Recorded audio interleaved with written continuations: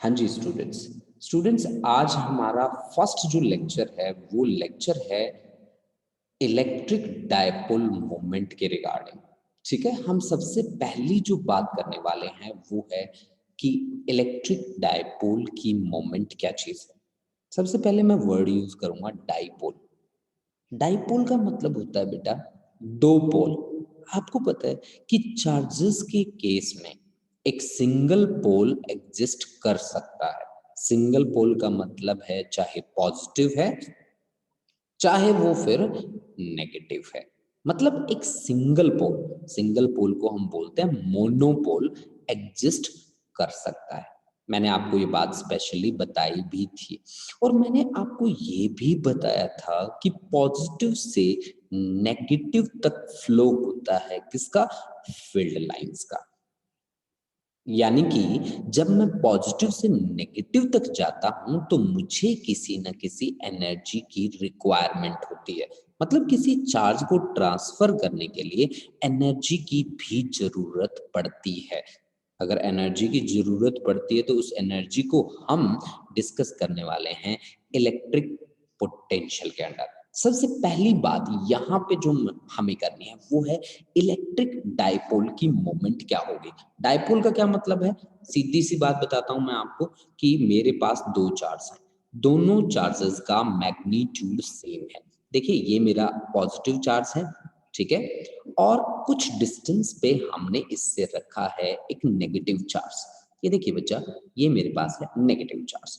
दोनों को कुछ सेपरेशन पे हमने रखा है, एक पॉजिटिव चार्ज है और दूसरा मेरे पास है नेगेटिव चार्ज। अगर इन दोनों चार्जेस को मैं कुछ सेपरेशन पे रखूं, देखिए बेटा, एक है मेरा प्लस क्यू या स्मॉल क्यू आप ले सकते हैं, एक है माइनस क्यू। एक पॉजिटिव चार्ज है, उतनी ही अमाउंट का एक नेगेटिव चार्ज है, दोनों को कुछ डिस्टेंस पे रखें तो वो डाइपोल फॉर्म करते हैं। इनका जो सेंटर होगा, ये ओ जो है वो कहलाता है बच्चा सेंटर ऑफ डाइपोल। डाइपोल का मतलब है दो पोल हैं बच्चे, एक पॉजिटिव पोल है और दूसरा नेगेटिव पोल है, तो सेंटर ऑफ डाइपोल ये है आपके पास सेंटर ऑफ डाइपोल। ठीक है ना बच्चा। अब देखो बच्चे, जितना सेंटर से पॉजिटिव का डिस्टेंस होगा उतना ही डिस्टेंस क्या रखना है आपको, नेगेटिव का रखना है। जितना सेंटर से पॉजिटिव का डिस्टेंस होगा उतना ही नेगेटिव का डिस्टेंस होगा। ठीक है, यानी कि यहाँ पे जो लेंथ ऑफ डायपोल आपने ली है वो ली है 2l के बराबर, और 2l क्या बना है बेटा, length of dipole, length of dipole. ठीक है ना बच्चा, 2l भी ले सकते हैं आप। मैंने लास्ट डे जब आपको ये एक्सप्लेनेशन दी थी तो मैंने आपका जो AP है वो r के इक्वल लिया था। r के डायमेंशंस भी किसके हैं, डिस्टेंस के डायमेंशंस हैं, तो उसमें कोई प्रॉब्लम नहीं है, आप अपनी मर्जी से r भी मान सकते हो, 2l भी मान सकते हो, दैट डिपेंड्स ऑन यू। ठीक है, अब हमने क्या कहा कि हमने इलेक्ट्रिक डायपोल की मोमेंट चेक करनी है। इलेक्ट्रिक डायपोल की मोमेंट को हम P से डिनोट करते हैं। ये एक वेक्टर क्वांटिटी है, ऐसी वेक्टर क्वांटिटी है जिसकी डायरेक्शन होती है कहां से कहां तक, नेगेटिव टू पॉजिटिव। फिजिक्स में केवल यही एक ऐसी फिजिकल क्वांटिटी है जिसकी डायरेक्शन लोअर टू हायर है। बाकी जितनी भी डायरेक्शंस आप लेते हो वो सारी की सारी हायर टू लोअर होती है। इलेक्ट्रिक डायपोल मोमेंट को हम डिफाइन कैसे करते हैं, इसको डिफाइन करते हैं कि चाहे ये चार्ज ले लो चाहे आप ये चार्ज ले लो, मैग्नीट्यूड तो दोनों का सेम ही है। सेम मैग्नीट्यूड कितना है, q multiplied by AB. AB is length of dipole that initially I have taken it as 2l. यानी कि magnitude of charge multiplied by total length of dipole. This is electric dipole moment. This is electric dipole moment. इसकी direction कहां से कहां होगी, negative to positive होगी। अगर इसकी यूनिट लिखनी पड़े तो मैं कैसे लिखूंगा जी, unit of P। P means electric dipole moment. Charge की यूनिट क्या होती है बेटा, कूलम होती है। और आगे कौन है, 2l का मतलब क्या होता है, लेंथ। लेंथ की यूनिट होती है मीटर। बहुत सारे बच्चे 2l से मीटर स्क्वायर कर देते हैं, ये काम मत कर देना। ये इसकी यूनिट होती है कूलम मीटर। इसका डायमेंशनल फॉर्मूला भी लिख देते हैं, डायमेंशनल फॉर्मूला ऑफ P। इसका डायमेंशनल फॉर्मूला क्या रहेगा, चार्ज का डायमेंशनल फॉर्मूला क्या होता है, charge is current into time. Current के लिए होता है A, टाइम के लिए टी, और मीटर, मीटर मतलब लेंथ, लेंथ के लिए होता है एल। तो इसका डायमेंशनल फॉर्मूला बना m0 l1 t1 a1। This is the dimensional formula for electric dipole moment. Electric dipole moment के लिए डायमेंशनल फॉर्मूला हमारे सामने आ गया। अब देखो बच्चा, बात क्या होती है कि जब आपको मान लीजिए एक एनसीईआरटी का मैंने न्यूमेरिकल कल भी कराया था, आज भी रिपीट करता हूं मैं आपके सामने। मान लीजिए कि मेरे को ये दे रखी है जेड एक्सिस, ये आपके सामने जो मैं बना रहा हूँ वो जेड एक्सिस दे रखी है, ठीक है। ये मान लीजिए एक्स एक्सिस है हमारी, मैं मान रहा हूँ बच्चा, ठीक है। और ये हम मान लेते हैं वाई एक्सिस, ठीक है। ये हमारा रेफरेंस पॉइंट है, ये हमारी जेड एक्सिस है, ये नेगेटिव जेड एक्सिस है, ये एक्स डायरेक्शन मैंने मानी है, ये वाई डायरेक्शन मैंने मानी है।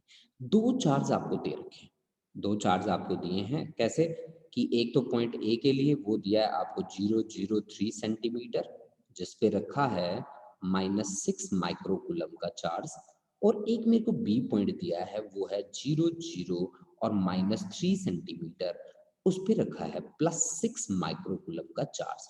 मेरे को कहा कि फाइंड नेट चार्ज। मान लीजिए यहाँ ओरिजिन से ये हो गया बेटा आपका 00 और 3 सेंटीमीटर, इस पे रखा गया है -6 माइक्रोकूलम का चार्ज, और ये हो गया बच्चा आपका 00 और -3 सेंटीमीटर, और इस पे रखा है बेटा कितना चार्ज, +6 माइक्रोकूलम का चार्ज रखा गया बच्चे, बिल्कुल। अब आपसे पूछा गया कि नेट चार्ज कितना होगा, तो नेट चार्ज कितना होगा, आप सभी को दिख रहा है नेट चार्ज कितना होगा, जितना पॉजिटिव है उतना नेगेटिव है, तो 0 हो गया।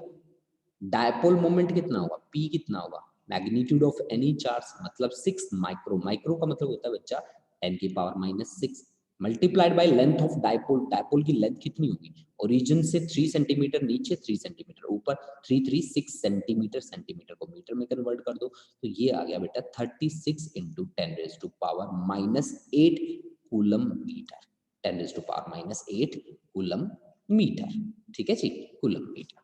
तो ये है आपके पास एक छोटा सा न्यूमेरिकल। अब देखो बच्चा, इस पे हमने फर्स्ट कॉन्सेप्ट किया था, वो कॉन्सेप्ट था हमारे पास कि electric field on axial line of electric dipole. देखिए मैं स्टेटमेंट दोबारा से लिखता हूँ और उसी स्टेटमेंट के साथ ये कॉन्सेप्ट शुरू करता हूँ। बहुत ही ज्यादा इंपॉर्टेंट कॉन्सेप्ट है बच्चा, तो जितने भी बच्चे यहाँ पे मेरे साथ करें, प्लीज अगर आपको कोई भी डाउट आता है तो वो मुझसे आप पूछ सकते हैं, ठीक है। चैट बॉक्स में जाएं, वहां जाके आप मेरे को मैसेज छोड़ दें, ठीक है। जैसे ही आप मैसेज छोड़ेंगे मैं, ठीक है, आपका रिप्लाई कर दूंगा बच्चे, ठीक है। देखो बच्चों,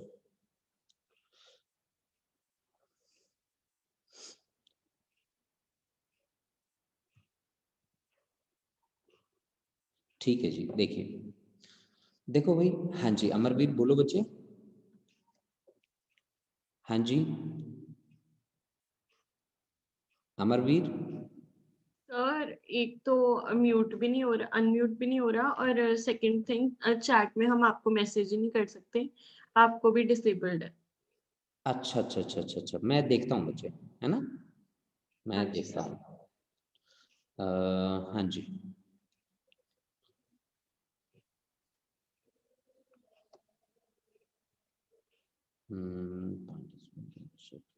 होस्ट, ठीक है बच्चा, मैंने हो कर दिया गए। बेटा, अब आप हाँ चेक जी। कर सकते हैं बच्चा, हाँ जी सर। ठीक है। देखो बच्चा, मेरा जो कॉन्सेप्ट है बच्चा आज की क्लास के लिए, सबसे पहला जो कॉन्सेप्ट मैं लेके आया हूँ वो कॉन्सेप्ट है मेरे पास इलेक्ट्रिक फील्ड इंटेंसिटी मुझे निकालना है। सबसे पहले मैं ब्रीफ बताता हूँ आपको, जो बच्चे नए ज्वाइन हुए हैं ना उनके लिए बता रहा हूँ बच्चा। इलेक्ट्रिक फील्ड इंटेंसिटी में कभी भी टेस्ट चार्ज का रोल नहीं होता। नंबर एक बात, इलेक्ट्रिक फील्ड की इंटेंसिटी निकालने के लिए दो चार्ज चाहिए, एक सोर्स और एक टेस्ट। इसकी डेफिनेशन होती है कि फोर्स एक्सपीरियंस्ड पर यूनिट टेस्ट चार्ज। मान लो आपके पास ये एक सोर्स चार्ज है, बड़ा सारा चार्ज है, मान लीजिए आपके पास +Q, ये है सोर्स, और इससे कुछ डिस्टेंस r पे हमने रखा, मान लीजिए छोटा सा चार्ज Q0 जो आपका पॉजिटिव होगा और बहुत स्मॉल होगा, ठीक है ना बच्चा। तो अब आप देखिए बेटा कि ये आपका है जी सोर्स चार्ज, और ये है बेटा आपके पास टेस्ट चार्ज, ये है जी टेस्ट चार्ज। ठीक है, तो हमने लिखा बच्चा कि फोर्स पर यूनिट टेस्ट चार्ज क्या देता है हमें, इलेक्ट्रिक फील्ड की इंटेंसिटी। अगर मैं मैग्नीट्यूड निकालना चाहूँ फोर्स का इन दोनों चार्जेस के बीच, तो F इज इक्वल टू क्या होगा, K Q1 की जगह Q, Q2 की जगह Q0 और डिवाइड बाय R स्क्वायर। देखो बच्चा, फोर्स के केस में और फील्ड के केस में आपको चार्जेस का मैग्नीट्यूड लेना होता है, चार्जेस का केवल मैग्नीट्यूड, प्लस या माइनस आपको मेंशन नहीं करना होता। ठीक है, अब देखो बेटा फोर्स की जो वैल्यू है उसको अगर मैं Q नोट से डिवाइड कर दूं तो इलेक्ट्रिक फील्ड का मैग्नीट्यूड आ जाएगा मेरे पास F अपॉन Q नोट, यानी कि K Q by R square. यानी कि जब आप इलेक्ट्रिक फील्ड निकालना चाहो तब आपको क्या ध्यान रखना है कि भाई ऊपर K का मतलब क्या है, इलेक्ट्रिक कांस्टेंट है बच्चा। K तो इलेक्ट्रिक कांस्टेंट है जिसकी वैल्यू होती है 1/4 पाई एप्सिलॉन नॉट। Q कौन है, सोर्स चार्ज, मतलब जिसका फील्ड निकालना है, सोर्स चार्ज। और डिवाइड बाय R कौन है, R है बच्चा डिस्टेंस, और डिस्टेंस का क्या है, पावर 2। अब ये डिस्टेंस किस किस के बीच का है, ये डिस्टेंस है between source charge and test charge, source charge and test charge and test charge. ये बात आपको ध्यान रखनी है बेटा, अगर ये बात आपको ध्यान रह गई तो आपने इलेक्ट्रिक फील्ड पे सारे न्यूमेरिकल्स भी कर लेने हैं, सारे कॉन्सेप्ट भी कर लेने हैं, चाहे आपने पहले इलेक्ट्रिक फील्ड का कॉन्सेप्ट कर रखा है या नहीं कर रखा, वो मैटर नहीं करता। अब देखिए, आज मैंने आर्टिकल कौन सा बनाना है इसके ऊपर, वो आर्टिकल मैं आपको बताता हूँ बच्चा, देखिए। ठीक है, देखो वो आर्टिकल है मेरे पास, इलेक्ट्रिक फील्ड इंटेंसिटी मुझे निकालनी है on axial line of electric dipole. देखो कैसे, मेरा जो कॉन्सेप्ट है वो है इलेक्ट्रिक फील्ड इंटेंसिटी मुझे निकालनी है, ठीक है जी, on axial line, axial line of electric dipole, axial line of electric dipole, of electric dipole, electric dipole. देखो बच्चा, कॉन्सेप्ट है ये, सबसे पहले समझना जरूरी है कि एक्सियल लाइन क्या चीज होती है।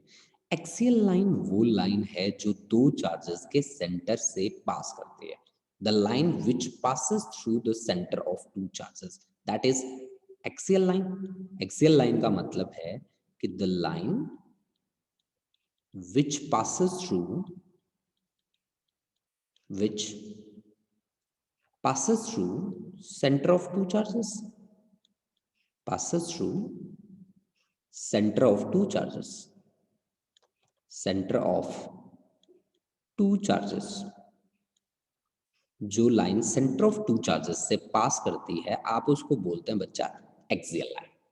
सही है, अब देखो मेरे पास दो चार्ज कौन कौन से हैं जी, मेरे पास एक चार्ज तो है बेटा ये वाला, ठीक है, ये है मेरा पॉजिटिव चार्ज, ये देखो बच्चा, ये मेरा है पॉजिटिव चार्ज, और इससे कुछ डिस्टेंस पे रखा है मैंने नेगेटिव चार्ज। ये देखिए बच्चा, ये है मेरा नेगेटिव चार्ज। अब मैंने क्या कहा कि the line which passes through the centre of two charges, the line which passes through centre of two charges, मतलब ये वाली लाइन है ना बच्चा, ये देखो बेटा, ये वाली लाइन है जो दोनों चार्जेस के सेंटर से होकर पास करती है, आप उसको क्या बोलते हैं, एक्सियल लाइन बोलते हैं। ठीक है, तो ये मैंने एक्सियल लाइन आपके सामने ड्रॉ कर दी।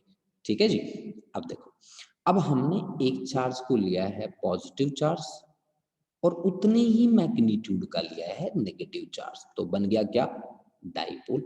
अब ये डाइपोल का क्या है बेटा, सेंटर, और आपने यहाँ ए पॉइंट पे बैठा रखा है पॉजिटिव और बी पॉइंट पे रखा है आपने नेगेटिव। ओ ए आपने मान लिया एल के इक्वल और ओ बी भी मान लिया एल के इक्वल, यानी कि A B is equal to 2L। वो क्या है बच्चा, length of dipole. A B is equal to 2L, 2L क्या बनी बेटा, लेंथ किसकी, ऑफ डायपोल। डायपोल की लेंथ बन गई बच्चा आपकी 2L के बराबर। ठीक है जी, इतनी बातें समझ में आ गई, बिल्कुल। अब देखो, अब मुझे क्या करना है, मुझे तो इलेक्ट्रिक फील्ड इंटेंसिटी निकालनी है, तो मुझे क्या दिख रहा है यहाँ पे, एक पॉजिटिव और एक नेगेटिव। तो ये दोनों के दोनों कैसे चार्ज हैं, बराबर के चार्ज हैं, तो यानी कि ये भी आपका सोर्स की तरह बिहेव कर रहा है और ये भी आपका जो नेगेटिव वाला है ये भी आपका सोर्स की तरह बिहेव कर रहा है। तो यानी कि मेरे को एक टेस्ट चार्ज चाहिए, ठीक है, और उस टेस्ट चार्ज की हेल्प से मैं दोनों के फील्ड निकाल लूंगा, फिर मैं दोनों को ऐड कर दूंगा और वहां कॉन्सेप्ट लगा दूंगा सुपरपोजिशन प्रिंसिपल का। ठीक है जी। अब आप यहां इसके सेंटर से कोई पॉइंट मान लीजिए P, जिसका सेंटर से डिस्टेंस मान लीजिए उसका O से लेकर P तक का जो डिस्टेंस है वो है आपका R के इक्वल। ठीक है, हमने मान लिया OP जो है वो है आपका R के इक्वल। ठीक है जी, हमने मान लिया इसको OP आपका किसके इक्वल है बेटा, R के इक्वल है, O से लेकर P। अब P पॉइंट पे क्या रखना है बच्चे, क्यू नोट क्या है बेटा, टेस्ट चार्ज, जो आपने लेना है पॉजिटिव और बिल्कुल स्मॉल लेना है बेटा, वेरी वेरी स्मॉल। ठीक है ना बच्चा। अब आपके पास एक है टेस्ट चार्ज और दो हैं आपके पास सोर्स चार्ज। तो पहले आप इस सोर्स के लिए इलेक्ट्रिक फील्ड निकाल लीजिए, पॉजिटिव सोर्स के लिए इलेक्ट्रिक फील्ड निकाल लीजिए, फिर हम नेगेटिव के लिए निकाल लेंगे। ठीक है, अब स्टार्ट करते हैं पॉजिटिव के लिए। अब आप देखो ध्यान से, पॉजिटिव पॉजिटिव को क्या करेगा, ऑफ कोर्स रिपेल करेगा। ये पॉजिटिव उस पॉजिटिव को, देखो उस पॉजिटिव को इस पॉजिटिव को, क्योंकि टेस्ट ये है ना, इस पॉजिटिव को क्या करेगा बेटा, रिपेल करेगा इस डायरेक्शन में, करेगा ना इस डायरेक्शन में रिपेल। जिस डायरेक्शन में वो रिपेल करने के लिए फोर्स लगाता है वही डायरेक्शन किसकी बन जाती है, इलेक्ट्रिक फील्ड की बन जाती है। यानी कि ये डायरेक्शन किसकी है, इलेक्ट्रिक फील्ड की। इलेक्ट्रिक फील्ड किसके कारण, ड्यू टू पॉजिटिव सोर्स। इसको मैं मान लेता हूँ E1 के बराबर। अब आप बताओ मेरे को कि E1 की वैल्यू कितनी होगी बच्चा। मैंने आपको याद करने का तरीका बताया था कि electric constant multiplied by source charge है Q, मैग्नीट्यूड लेना होता है, divide by distance between source and test. अब सोर्स यहाँ पे बैठा है और टेस्ट यहाँ पे बैठा है, इनके बीच डिस्टेंस कितना बन गया, डिस्टेंस बन गया R प्लस L का क्या होल स्क्वायर, डिस्टेंस का स्क्वायर लेना होता है ना, तो R प्लस L का होल स्क्वायर। इसकी डायरेक्शन कहाँ है, इक्वेशन 1 मान लीजिए आप इसको और लिख दीजिए कि directed outward, directed outwards, directed outwards. ठीक है जी।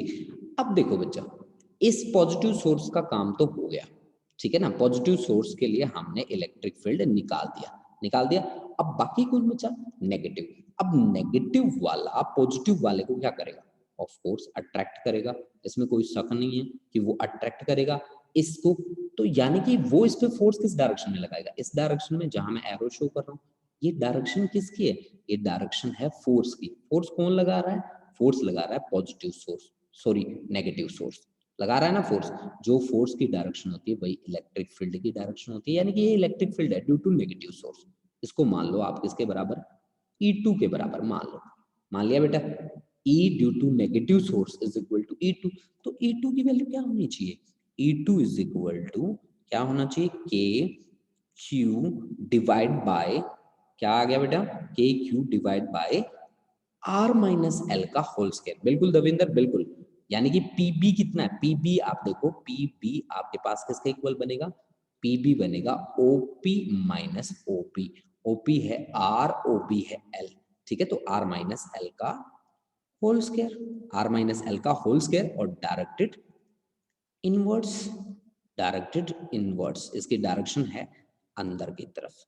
अब सुपरपोजिशन प्रिंसिपल क्या कहता है आपको, सुपरपोजिशन प्रिंसिपल कहता है कि resultant will be the sum of individual. According to superposition principle E should be equal to E2 plus क्या, E1। But from diagram we can say कि both have opposite direction, but both have opposite directions, opposite directions।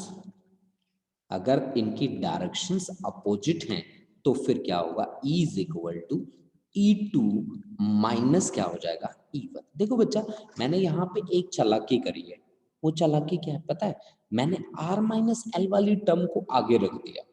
अगर आप ऐसा ना करो तो आपकी negative value आएगी। तो फिर आपको आंसर कैसे देना पड़ेगा, केवल आपको मैग्नीट्यूड ही बताना होगा।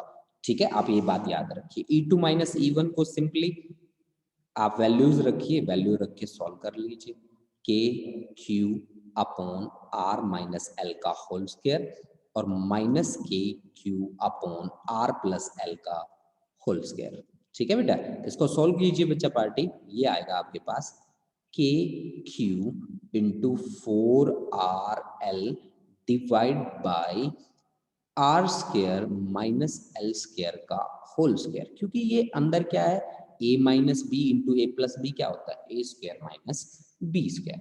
अब देखो बच्चों, अभी आपने थोड़ी देर पहले मेरे को बताया इलेक्ट्रिक डाइपोल मोमेंट। आप लोगों ने मुझे बताया इलेक्ट्रिक डाइपोल मोमेंट क्या चीज होती है।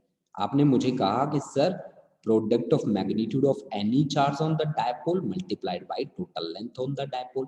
तो यहां से इलेक्ट्रिक फील्ड मेरा एक्सियल लाइन पे क्या आ रहा है, के इंटू, क्या मैं इसको ऐसे लिख सकता हूँ, क्यू इंटू 2L, आगे कौन रह गया 2R रह गया, कोई बात नहीं, डिवाइड बाय क्या बेटा R square minus L square का क्या बच्चे whole square, R square minus L square का होल स्क्वायर। तो अब बच्चा देखो यहां से मेरा ये जो टर्म है Q इंटू 2L, ये तो P के इक्वल आ गया, तो ये K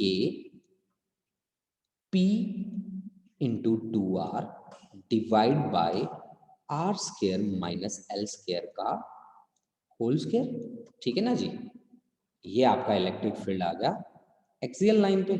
ठीक है जी, अब आप कह दो कि if R becomes much much greater than L, then हम क्या कर देंगे, नेग्लेक्ट कर देंगे किसको, L को। L को अगर हमने नेग्लेक्ट कर दिया तो electric field on axial line आपके पास आ जाएगा K 2P अपॉन R की cube, K 2P upon R की cube. This is the final result for electric field on axial line. कल लास्ट टाइम हमने ये कॉन्सेप्ट सीखा था बच्चा हमारे लास्ट लेक्चर में। क्या ये सभी बच्चों को क्लियर है? प्लीज आप चैट बॉक्स में जाइए और मुझे बताइए, जहां जहां डाउट आते हैं मैं आपके डाउट सॉल्व कर देता हूँ। ठीक है, आप चैट में जाइए और मुझे फटाफट से बता दीजिए कि क्या ये कॉन्सेप्ट सभी बच्चों को क्लियर है। अगर नहीं है, कहाँ डाउट्स हैं, प्लीज आप एक बार मेरे को बता दीजिए।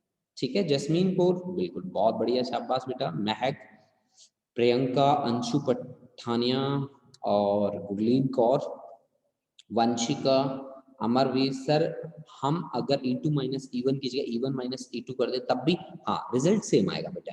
आपको मैग्नीट्यूड लिखना होगा वहां पे, फिर नेगेटिव साइन आ जाएगा ना बच्चे। ठीक है, वहां पे आपको मैग्नीट्यूड लिखना होगा, ये बात याद रखना।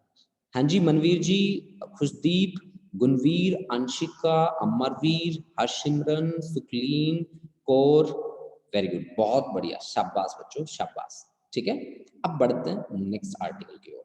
देखो बच्चा, नेक्स्ट आर्टिकल कंप्लीट करने के बाद मैं आपको न्यूमेरिकल की जो एक्सरसाइज मैंने लिख रखी है यहाँ पे आपके लिए आज लेके आया हूँ स्पेशली। ठीक है, तो वो एक्सरसाइज हम सॉल्व करेंगे, सभी मिलके सॉल्व करेंगे। ठीक है, सभी हम आपस में सॉल्व करेंगे। ठीक है, आपको टारगेट दूंगा कि कौन कौन बच्चा इसे ट्राई कर सकता है, फिर देखेंगे कि कौन कौन ट्राई करेगा। ठीक है, उसके अकॉर्डिंग उसके पॉइंट भी लिखेंगे हम। ठीक है, जैसे कि आज मान लीजिए अमरवीर ट्राई कर रही है, तो अमरवीर ने ट्राई करे और 2 क्वेश्चन सॉल्व कर दिए, तो हम लिखेंगे इस बात को। ठीक है, हम मेंशन करेंगे उस बात को। ठीक है, देखो बच्चों, अब देखिए मेरे पास है इलेक्ट्रिक फील्ड इंटेंसिटी मुझे निकालनी है। डाइपोल के लिए ही काम कर रहा हूँ मैं दोबारा से। मुझे इलेक्ट्रिक फील्ड इंटेंसिटी निकालनी है on equatorial line. Equatorial line, ठीक है, equatorial line of electric dipole, of electric dipole, electric dipole. देखो बच्चा कैसे मुझे काम करना है। देखो मुझसे पूछा गया है कि आप इलेक्ट्रिक फील्ड इंटेंसिटी निकालिए on equatorial line of electric dipole. देखिए बच्चा, मेरा ये आर्टिकल है electric field intensity on equatorial line of electric dipole. देखो बच्चा कैसे मुझे काम करना है। सबसे पहले मुझे एक डाइपोल लेना होगा, ये मेरा डाइपोल है जी। ये बहुत ही अच्छा आर्टिकल है बेटा, आपको बहुत अच्छे से समझना होगा इस आर्टिकल को। ठीक है। ये मेरा पॉजिटिव चार्ज, कुछ डिस्टेंस पे चल के यहीं पे ये मेरा नेगेटिव चार्ज। जितनी अमाउंट का पॉजिटिव चार्ज है उतनी ही अमाउंट का नेगेटिव चार्ज है, तो दोनों क्या फॉर्म करते हैं, एक डाइपोल फॉर्म करते हैं। ठीक है जी। ये आ गई जी डाइपोल की लेंथ, ये आ गया जी इसका सेंटर। ठीक है जी, ये आ गया इसका सेंटर, हमने यहाँ इसको ऐसे ऐसे डिनोट कर दिया। ठीक है जी, ठीक है। अब देखो, अब सबसे पहली बात क्या है, मैंने लिखा है यहाँ पे वर्ड इक्विटोरियल। ठीक है ना, इक्विटोरियल वर्ड मैंने यूज करा है। इक्विटोरियल का मीनिंग आप सभी लिखते जाएं, the line which passes through the centre of dipole, यहां से पास करती है सेंटर से, and perpendicular to its axis, and perpendicular to its axis, and perpendicular to its axis, the line which passes through center of dipole and perpendicular to axis, that is known as equatorial line. Equatorial line कौन सी है, वो line, the line which passes through center of dipole, center of dipole and perpendicular to its axis, center of dipole and perpendicular to its axis, perpendicular to its axis, that is known as equatorial line, that is known as equatorial line. ठीक है, वो line जो centre से पास करती है और perpendicular है इसका एक्सिस का। अब वो लाइन भी आपको शो करनी पड़ेगी मुझे। बिल्कुल सर, ये लीजिए जी, वो लाइन जो सेंटर से पास करी है और परपेंडिकुलर है, ये वो लाइन है। ठीक है, जिसका नाम है इक्विटोरियल लाइन। रेड कलर की लाइन आई है जी आपके सामने, इसको हमने बोला है इक्विटोरियल लाइन। अब इक्विटोरियल लाइन पे आपको क्या करना है, इलेक्ट्रिक फील्ड निकालना है। किसके लिए, डायपोल के लिए। डायपोल में सोर्स चार्ज कितने हैं, 2 हैं। ये भी आपका सोर्स है बेटा, ये भी सोर्स की तरह बिहेव करेगा और ये भी आपका सोर्स की तरह बिहेव करेगा। जैसा कि आपने पीछे किया, एक टेस्ट चार्ज कंसीडर किया, वैसे ही यहाँ पे एक टेस्ट चार्ज कंसीडर कर लो। ठीक है, मान लो यहाँ से r डिस्टेंस चल के, मतलब सेंटर ऑफ डाइपोल से r डिस्टेंस पे कोई पॉइंट है मेरे पास, यहाँ पे P पे मुझे रिजल्टेंट इलेक्ट्रिक फील्ड निकालना है। मतलब P पे मुझे रिजल्टेंट इलेक्ट्रिक फील्ड निकालना है। तो लेट अस कंसीडर कि मैं इस P पॉइंट पे क्या रख देता हूँ, Q नोट रख देता हूँ, एक टेस्ट चार्ज जो मेरा पॉजिटिव है और बिल्कुल स्मॉल है, very very small. Positive charge भी है और बिल्कुल स्मॉल भी है जी। ठीक है जी, बिल्कुल। अब देखो बच्चा, आपको पता है ना, इलेक्ट्रिक फोर्सेस तो कंजर्वेटिव होती हैं, मतलब वो पाथ को नहीं देखती, वो तो इनिशियल और फाइनल पॉइंट्स को देखती है। तो यहाँ अगर मैं आपसे कहूँ कि ये पॉजिटिव वाला चार्ज इस पॉजिटिव वाले पे फोर्स किस डायरेक्शन में लगाएगा, तो आप कहोगे सर इन दोनों चार्जेस के सेंटर को मिलाने वाली लाइन क्या लो, मतलब यहाँ से मैं ऐसे निकलूंगा, ऐसे ऐसे ऐसे ऐसे, मतलब इस चार्ज को ये ऐसे धक्का मारेगा, इस डायरेक्शन में धक्का मारेगा, जो डायरेक्शन में दिखा रहा हूँ आपको डायग्राम में, ये देखो ये ऐसे ऐसे, यहाँ इस डायरेक्शन में फोर्स लगाएगा, मतलब यहाँ पे जो P पे जो चार्ज बैठा है उसको इस डायरेक्शन में धक्का मारेगा। ठीक है, जिस डायरेक्शन में धक्का मारता वही डायरेक्शन बनती है किसकी, इलेक्ट्रिक फील्ड की। यानी कि ये जो डायरेक्शन है ऊपर वाली, ये electric field due to positive source की डायरेक्शन है। इसे पहले की तरह से मैं मान लेता हूँ E1 के बराबर। तो आप लोगों से मैं पूछ रहा हूँ कि E1 की वैल्यू कितनी होगी बेटा, बताओ। तो E1 की वैल्यू आप कहोगे सर आपने एक फॉर्मूला बनाया था K, सोर्स चार्ज का मैग्नीट्यूड, सोर्स चार्ज है आपका Q, डिवाइड बाय डिस्टेंस का स्क्वायर, डिस्टेंस है आपका AP, AP का पावर 2। ठीक है ना जी। अब AP देखिए ध्यान से किसके बराबर है, AP का स्क्वायर किसके बराबर है बेटा, AP का स्क्वायर तो AO का स्क्वायर प्लस OP के स्क्वायर के बराबर है बेटा। यानी कि AP का स्क्वायर किसके बराबर हुआ बेटा, AO आपका L स्क्वायर और दूसरा OP आपका R स्क्वायर, तो R square plus L square के बराबर हुआ। यानी कि E1 आपका हुआ K इंटू क्या बेटा, Q बाय AP, AP मतलब R square plus L square. ठीक है जी, ये इक्वेशन नंबर 1 मान लो। इसकी डायरेक्शन है, कोई पॉइंट यहाँ पे कंसीडर कर लो C वाला पॉइंट, इसकी डायरेक्शन है directed along PC, directed along PC। ठीक है ना, directed along PC equation number 1 मान लो। अब देखो बच्चा, अब आता है दूसरा। दूसरा कौन है बच्चे?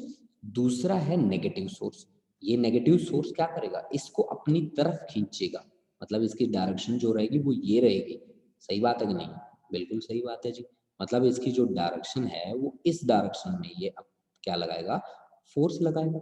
जिस डायरेक्शन में ये फोर्स लगाएगा वही डायरेक्शन किसकी बनेगी, इलेक्ट्रिक फील्ड की बनेगी। Electric field due to negative source, इसको हम मान लेते हैं किसके बराबर, E2 के बराबर।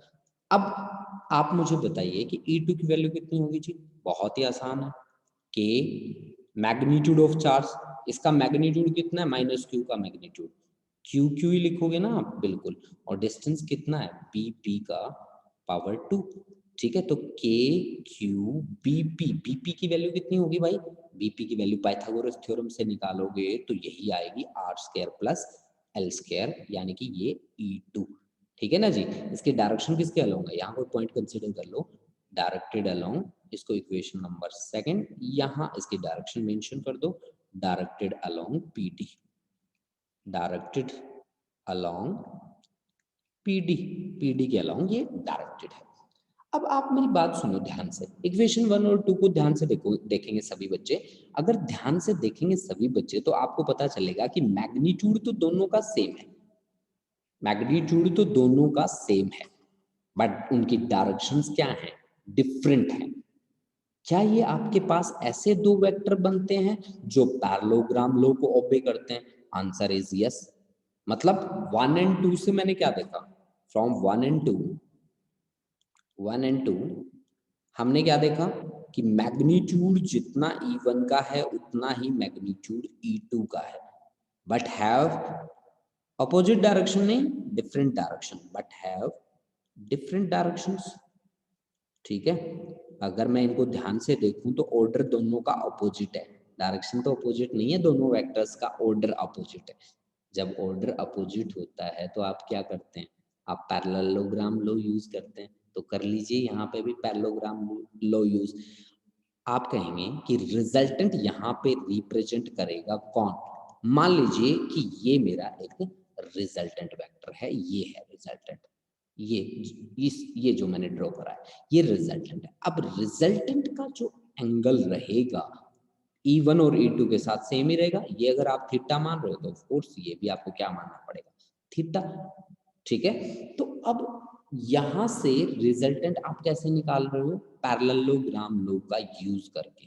पैरेललोग्राम लॉ का यूज करके आप कैसे, ऐसे यहां से पैरेलल उसके पैरेलल, और यहां से पैरेलल किसके पैरेलल, किसके पैरेलल जी, ये देखो ये पैरेललोग्राम लॉ का आप यूज कर रहे हो। Diagonal of the parallelogram will represent the resultant and that resultant is given by, I think this should be E1 का स्क्वायर प्लस E2 का square plus 2E1 E2 cos of angle between E1 and E2, then that angle is theta plus theta, this is 2 theta, 2 theta. ठीक है ना जी, this is theta plus theta, तो ये आ गया आपका 2 थीटा, और इसका ले लेते हैं बेटा अंडर रूट। ठीक है ना बेटा, ये लो भाई इसका अंडर रूट। ठीक है जी, ये देखो आपके पास ये आना चाहिए, इसका क्या रिजल्टेंट आना चाहिए, बिल्कुल।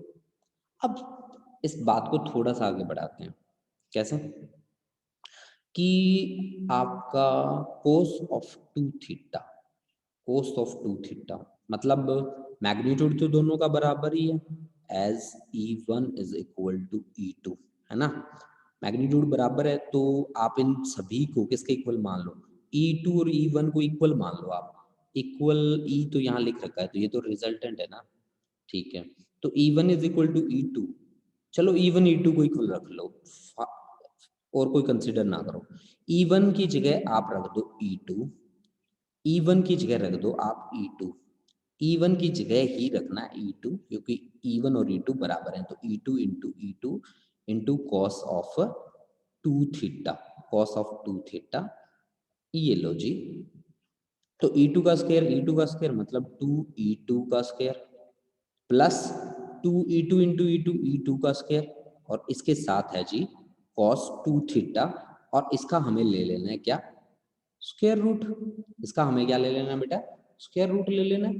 तो यहाँ से जो कॉमन आ रहा है उसे कॉमन लीजिए। कॉमन आ रहा है बेटा 2e2 का स्क्वायर कॉमन आ रहा है, अंदर बचेगा 1 प्लस कोस 2 थीटा। देखो बच्चों, आज मैं आपको कोस 2 थीटा को सॉल्व करना सिखाता हूँ। देखो बच्चा, कोस 2 थीटा क्या होता है? कोस को हमेशा कोस से स्टार्ट करो, तो ये होता है बेटा कोस स्क्वायर थीटा माइनस क्या होता है, साइन स्क्वायर थीटा। कोस 2 थीटा का फॉर्मूला होता है बच्चा कोस स्क्वायर थीटा माइनस क्या, sine square theta. Cos square theta minus sine square theta. तो यहां से अगर मैं देखूं तो कोस 2 थीटा को क्या मैं ऐसे लिख सकता हूं, कोस 2 थीटा को 1 कोस स्क्वायर थीटा है ना, तो कोस स्क्वायर थीटा को कोस स्क्वायर थीटा ही लिख दो, माइनस साइन स्क्वायर थीटा को हम लिख सकते हैं क्या, 1 minus cos square theta, 1 minus cos square theta. ठीक है जी। तो यहां से cos square theta minus 1 plus cos square theta, यानी कि ये आपके पास बन गया जी 2 कोस स्क्वायर थीटा और माइनस 1। अब इसमें 1 कर दो जी, प्लस 1 प्लस कोस 2 थीटा, तो इधर भी आपको क्या करना पड़ेगा, प्लस 1। तो प्लस 1 माइनस 1 गया, तो इसकी वैल्यू आ गई 2 कोस स्क्वायर थीटा। यहां रखोगे 2e2 का पावर 2 और मल्टीप्लाइड बाई ये आ गया जी 2 कॉस स्क्वायर थीटा और इसका क्या, अंडर रूट। अंडर रूट से बाहर आएगा आपके पास 2e2 cos theta, 2e2 cos theta. ठीक है जी, 2e2 कॉस ऑफ थीटा। अब आपको डायरेक्ट वैल्यूज रखनी है, सॉल्व कर लेना है। तो 2e2 की वैल्यू कितनी है बच्चा, बताइए 2e2 की वैल्यू कितनी है। ध्यान से देखिए ऊपर, आपको वैल्यू भी मिल जाएगी। e2 की वैल्यू है बच्चा k Q divide by R square plus L square. ठीक है, और मल्टीप्लाइड बाय कोस होता है बेटा, कोस थीटा क्या होता है, कोस थीटा मतलब बेस अपॉन क्या, हाइपो, बेस अपॉन हाइपो। तो बेस की वैल्यू, इनमें दो ट्राइंगल दिख रही हैं आपको सामने, किसी भी राइट एंगल ट्राइंगल से कोई भी बेस उठा लो, दोनों एल है। हाइपो कोई भी हाइपो उठा लो, R square plus L square का क्या बनेगा, रूट ही बनेगा जी, अंडर रूट ही बनेगा। आप ध्यान से देखो, ये आर है ये एल है, ठीक है। तो आपके पास इसकी वैल्यू कितनी आएगी, इसके हाइपो की value R square plus L square का रूट आएगा। इसी तरह से ये आर है ये एल है, तो इसका हाइपो भी R square plus L square का क्या बनेगा बच्चा, रूट बनेगा। किसी बच्चे का मैसेज आया, मैं देखता हूँ। साइन प्लस कोस 2 को सॉल्व करना प्लीज दोबारा समझा दो। ठीक है जी, ठीक है, मैं समझाता हूँ। ठीक है, देखो बच्चा, तो यहां से कोस थीटा की वैल्यू यहां पे रखो एक बार। तो L upon R square plus L square का पावर कितना आ गया बेटा, 1/2। बेस सेम हो तो पावर ऐड हो जाती है ना, तो ये 1 प्लस 1/2 क्या हो जाएगी, 1 प्लस 1/2, 1.5, 1.5 को क्या बोलते हैं, 3/2। तो इसको ऐसे लिख सकते हैं k Q into 2l divide by R square plus L square का पावर कितना बन गया बेटा, 3/2। अब Q इंटू 2l क्या था, इलेक्ट्रिक डायपोल मोमेंट, तो K into P upon R square plus L square का पावर कितना आ गया बेटा, 3/2। This is the final answer for electric field का रिजल्टेंट। कहां पे, इक्वेटोरियल लाइन पे, इक्वेटोरियल लाइन पे। अब मैं वो बात समझाता हूं जो मैंने अभी अभी आपको बताई है, फिर से मैं बताता हूं वो बात क्या मैंने बताई थी। ठीक है, देखिए जी, ये देखो बच्चा, मैंने आप लोगों को बताया था कोस 2 थीटा जो होता है ना बेटा, वो कोस को कोस से स्टार्ट कर दो, ये मैथमेटिकल फॉर्मूला होता है, आइडेंटिटी होती है, cos square theta minus sine square theta. अब साइन को क्या लिख सकते हैं, आपको पता है ना कि sine square theta plus cos square theta क्या होता है, 1 होता है। ठीक है, तो फिर साइन स्क्वायर थीटा की वैल्यू कितनी आ गई, 1 माइनस कोस स्क्वायर थीटा आ गई, 1 माइनस कोस स्क्वायर थीटा आ गई किसकी, साइन स्क्वायर थीटा की। ठीक है, तो अब माइनस को अंदर लेके जाएंगे तो -1 हो जाएगा, ये प्लस हो जाएगा। तो cos square theta plus cos square theta क्या हो गया, 2 कोस स्क्वायर थीटा, और माइनस क्या है, 1। अब ये किसके बराबर था, कोस 2 थीटा के बराबर था ना बच्चा। तो इसमें +1 इधर किया तो इधर भी +1 करना पड़ेगा, तो इधर तो -1 भी था, तो +1 -1 कैंसिल, तो आपके पास 1 प्लस कोस 2 थीटा क्या आ गया बेटा, 2 कोस स्क्वायर थीटा के बराबर आ गया, 2 कोस स्क्वायर थीटा के बराबर आ गया। क्लियर है बच्चे, अब बताओ जस्मीन, क्लियर है, हाँ जी। सभी बच्चे मुझे ये बताओ कि क्या आपको ये डेरिवेशन क्लियर है, हाँ जी, बताइए मुझे, क्या आपको ये डेरिवेशन समझ में आई? हाँ जी, सभी बच्चे बताएंगे मुझे। अमरवीर, वेरी गुड, बहुत बढ़िया। हाँ जी, फटाफट से बताएंगे सभी बच्चे। प्रियंका, महक, ईशान सर, एक बार लास्ट पार्ट एक्सप्लेन कर दो। हाँ जी, ठीक है बच्चा, ठीक है, एक बार रिपीट कर दो सर। बिल्कुल कर देते हैं बच्चे। सुखलीन, यस सर, क्लियर है। Jasmine, Anshu Pathania sir, 2e cos theta से आगे बताना। ठीक है भाई, ठीक है। भावजोत, यस सर। गुरलीन कौर, दविंदर सिंह, ठीक है बेटा, फटाफट बताते जाया करो बच्चे। गुणवीर सिंह, वेरी गुड, बहुत बढ़िया। वंशिका, हरसिमरन और Simranpreet Kaur, that's very good, बहुत बढ़िया, शाबाश। ठीक है, सुखमन, अंशिका, वेरी गुड, बहुत बढ़िया, शाबाश बच्चा, शाबाश। देखो बेटा, अब मैं आपको एक बार फिर से बताता हूँ वही बात जो मैंने आपको समझाई है। देखो देखो बेटा, इस पूरे के पूरे डायग्राम को मैं एक बार फिर से लेके चलता हूं आप लोगों के सामने, ठीक है। और यहाँ जो टर्म्स हमने जिनके साथ डील नहीं किया उनसे फिर से डील करते हैं बच्चा। देखो, अब मैं पेन चलाऊंगा, इसमें दबा के मुझे कॉन्सेप्ट करना था electric field intensity on equatorial line of electric dipole. यही करना था मुझे कॉन्सेप्ट, बिल्कुल। डाइपोल का आपको पता है, एक पॉजिटिव चार्ज रख दो, उतनी अमाउंट का एक नेगेटिव चार्ज रख दो, तो दोनों ने क्या फॉर्म कर लिया, डाइपोल। और डाइपोल की जो लेंथ है एपी, वो मैंने मानी है कितनी, आपको दिख रही है बेटा, एओ प्लस ओबी के इक्वल, यानी कि 12 हमने मान ली इसकी लेंथ, मान ली। अब हमने क्या कहा कि इक्वेटोरियल लाइन कौन सी लाइन होती है, वो लाइन होती है जो सेंटर ऑफ डाइपोल से पास करती है और परपेंडिकुलर होती है किसका, एक्सिस का। परपेंडिकुलर होती है किसका, एक्सिस का। ठीक है ना बेटा, उसकी एक्सिस का क्या रहती है, परपेंडिकुलर रहती है। ठीक है ना बच्चा, ठीक है जी। हमने इस लाइन पे कोई पॉइंट मान लिया पी, ये पॉइंट मान रखा है बच्चा हमने पी। कितने डिस्टेंस पे, सेंटर से आर डिस्टेंस पे हमने एक पॉइंट माना पी। अब पी पे मुझे क्या निकालना है बेटा, पी पे मुझे रिजल्टेंट इलेक्ट्रिक फील्ड इंटेंसिटी निकालनी है। तो इसके लिए मुझे क्या करना पड़ेगा, पी पे एक टेस्ट चार्ज बैठाना पड़ेगा। मैंने टेस्ट चार्ज, ये देखो क्यू नोट बैठा रखा है यहाँ पे, जो आपका पॉजिटिव है और वेरी वेरी स्मॉल है, ये देखो ऊपर जिसको मैं रेड कर रहा हूँ, ठीक है ना, क्यू नोट जो पॉजिटिव है और वेरी वेरी स्मॉल। अब देखो बेटा, पहला चार्ज है आपका, ये मैंने पॉजिटिव चार्ज लिया, इसको लिया मैंने, पहले पॉजिटिव चार्ज को लिया लिया।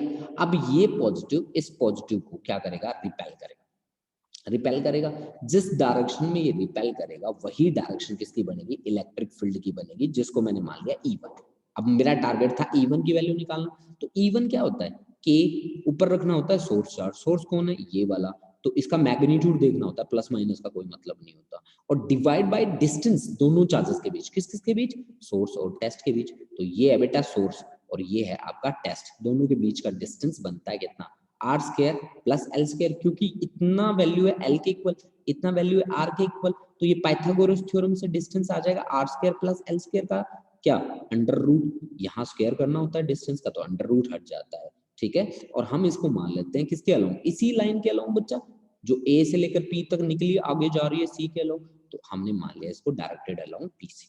इतनी बात क्लियर है, ठीक है जी। अब दूसरा सोर्स कौन है, दूसरा है ये नेगेटिव वाला सोर्स, ये है बेटा सोर्स चार्ज, दूसरा नेगेटिव है। ये नेगेटिव यहाँ पी पे बैठे पॉजिटिव को अपनी तरफ अट्रैक्ट करेगा, अपनी तरफ क्या करेगा बच्चा, अट्रैक्ट करेगा। अट्रैक्ट करने के लिए फोर्स लगाएगा बेटा, जिस डायरेक्शन में फोर्स लगाएगा वही डायरेक्शन इलेक्ट्रिक फील्ड की बनेगी बच्चा। ठीक है, यानी कि electric field due to negative source हमने मान लिया E2 के बराबर, E2 की वैल्यू क्या रहेगी, के क्यू अपॉन डिस्टेंस किसके बीच, सोर्स और टेस्ट के बीच, दैट इज बीपी, बीपी का स्क्वायर, डिस्टेंस का स्क्वायर लेना होता है ना, तो बीपी की वैल्यू कितनी है, R square plus L square का अंडर रूट, स्क्वायर करेंगे तो अंडर रूट हट जाएगा। इसकी डायरेक्शन किसके अलोंग है, इस लाइन के अलोंग है, यहाँ कोई पॉइंट मान लीजिए डी, मैंने लिख दिया डायरेक्टेड अलोंग पी डी। अब मैंने जब डायग्राम में ध्यान से देखा तो दोनों फील्ड है ना, दोनों फील्ड्स की डायरेक्शन डिफरेंट थी, मैग्नीट्यूड दोनों के सेम थे बट उनकी डिफरेंट डायरेक्शंस थी। इस सिचुएशन में मुझे पैरेललोग्राम लॉ यूज करना होता है रिजल्टेंट निकालने के लिए, तो मैंने पैरेललोग्राम लॉ यूज किया रिजल्टेंट निकालने के लिए। मैंने कहा जी रिजल्टेंट के साथ जितना एंगल E1 बनाएगा उतना ही एंगल E2 बनाएगा। तो दोनों के बीच एंगल E1 और E2 के बीच एंगल कितना बन गया? 2 थीटा। ठीक है, अब मैंने पैरेललोग्राम लॉ वाला फॉर्मूला यूज किया रिजल्टेंट निकालने के लिए कि E1 का स्क्वायर प्लस E2 का square plus 2E1 E2 cos of 2 theta. 2 theta angle किसके बीच का है? E1 और E2 के बीच का। मैग्नीट्यूड दोनों का बराबर था, तो मैंने E1 की जगह क्या लिख दिया? E2 लिख दिया। E1 की जगह क्या लिख दिया? E2 लिख दिया। तो मेरा कॉन्सेप्ट चेंज होके बन गया 2E2 का square into 1 plus cos 2 theta. अब cos 2 थीटा को तो मैं समझा ही चुका हूँ आपको। cos 2 थीटा क्या होता है? cos square theta minus sin square theta. sin को फिर से कन्वर्ट कर लो 1 माइनस cos स्क्वायर थीटा, क्योंकि sin square theta plus cos square theta is equal to 1, तो sin square theta 1 minus cos square theta. तो यहाँ से cos 2 थीटा की वैल्यू आ गई 2 cos स्क्वायर थीटा माइनस 1। इसमें इधर प्लस 1 कर दो, उधर प्लस 1 कर दो, तो आपके पास 1 प्लस cos 2 थीटा की वैल्यू कितनी बन गई बच्चा? 1 प्लस cos 2 थीटा की वैल्यू बन गई बेटा 2 cos स्क्वायर थीटा। अब ये वैल्यू यहां रख दो। जैसे ही यहां आपने वैल्यू रखी तो आपके पास बाहर आ गया 2E2 cos थीटा। अब E2 की तो ये रही वैल्यू, ठीक है, E2 की वैल्यू रखो। cos क्या होता है? cos होता है बेस अपॉन हाइपोटेन्यूज, ठीक है ना, बेस अपॉन हाइपोटेन्यूज। तो बेस आपका है L और हाइपोटेन्यूज है R square plus L square का अंडर रूट। ये वैल्यूज रखो, सॉल्व कर लो। बस ध्यान रखना यहाँ पे इलेक्ट्रिक डायपोल मोमेंट P आपका किसके इक्वल होगा? Q इंटू 2L के इक्वल होगा। बस ये चीज आपको ध्यान रखनी है, ठीक है ना बेटा। तो ये था बच्चा आर्टिकल, जिसको मैंने आपको रिपीट भी कर दिया। अब बताओ बेटा कितने बच्चों को समझ में आया? कितने बच्चों को समझ में आया ये आर्टिकल? बोलो, मैसेज करो बेटा फटाफट से, कितने बच्चों को क्लियर हुआ ये आर्टिकल? वेरी गुड, बहुत बढ़िया। ईशान, अमरवीर, जसमीन, ठीक है, प्रियंका और भुजोत, सुखलीन, गुणवीर, गुरलीन और खुशदीप, वंशिका। ठीक है बच्चा, ठीक है, ठीक है। तो अब हम करते हैं, क्लियर करते हैं ऑल ड्राइंग्स और अपने न्यूमेरिकल पे आते हैं। सबसे पहला न्यूमेरिकल कौन कौन सॉल्व करेगा इसको? ठीक है, कुछ मैसेजेस और आए हैं मेरे पास, मैं एक बार देख लेता हूँ। ठीक है, हाँ जी, देवेंद्र सिंह, कुछ बोलना चाहते हो बच्चे? देवेंद्र, हाँ जी, मैंने आपको अनम्यूट कर दिया है बच्चे, बोलना चाहते हो बच्चे कुछ? No sir. अच्छा अच्छा, ठीक है बच्चा, ठीक है। हाँ जी, देखिए फर्स्ट न्यूमेरिकल में हम आ रहे हैं जी, और इसके लिए नीचे हम बना रहे हैं बोर्ड। ये लो जी, इसका बोर्ड। इस न्यूमेरिकल को सॉल्व करना है आप लोगों ने। बताइए जी कितने बच्चे सॉल्व कर देंगे इस न्यूमेरिकल को, क्योंकि बहुत इजी न्यूमेरिकल है जी। ठीक है, अमरवीर सॉल्व कर देगी बिल्कुल, मुझे भरोसा है। ठीक है, चलो जी स्टार्ट हो जाओ सभी बच्चे सॉल्व करना। A small ball of paper, ठीक है, a small ball of paper has mass 9 into 10 raised to power -5 kilogram.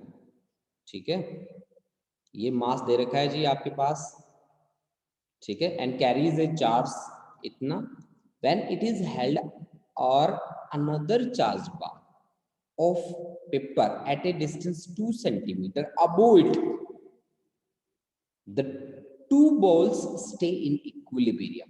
Stay in equilibrium. What is the charge on second ball? What is the charge on second ball? ठीक है ना बच्चा?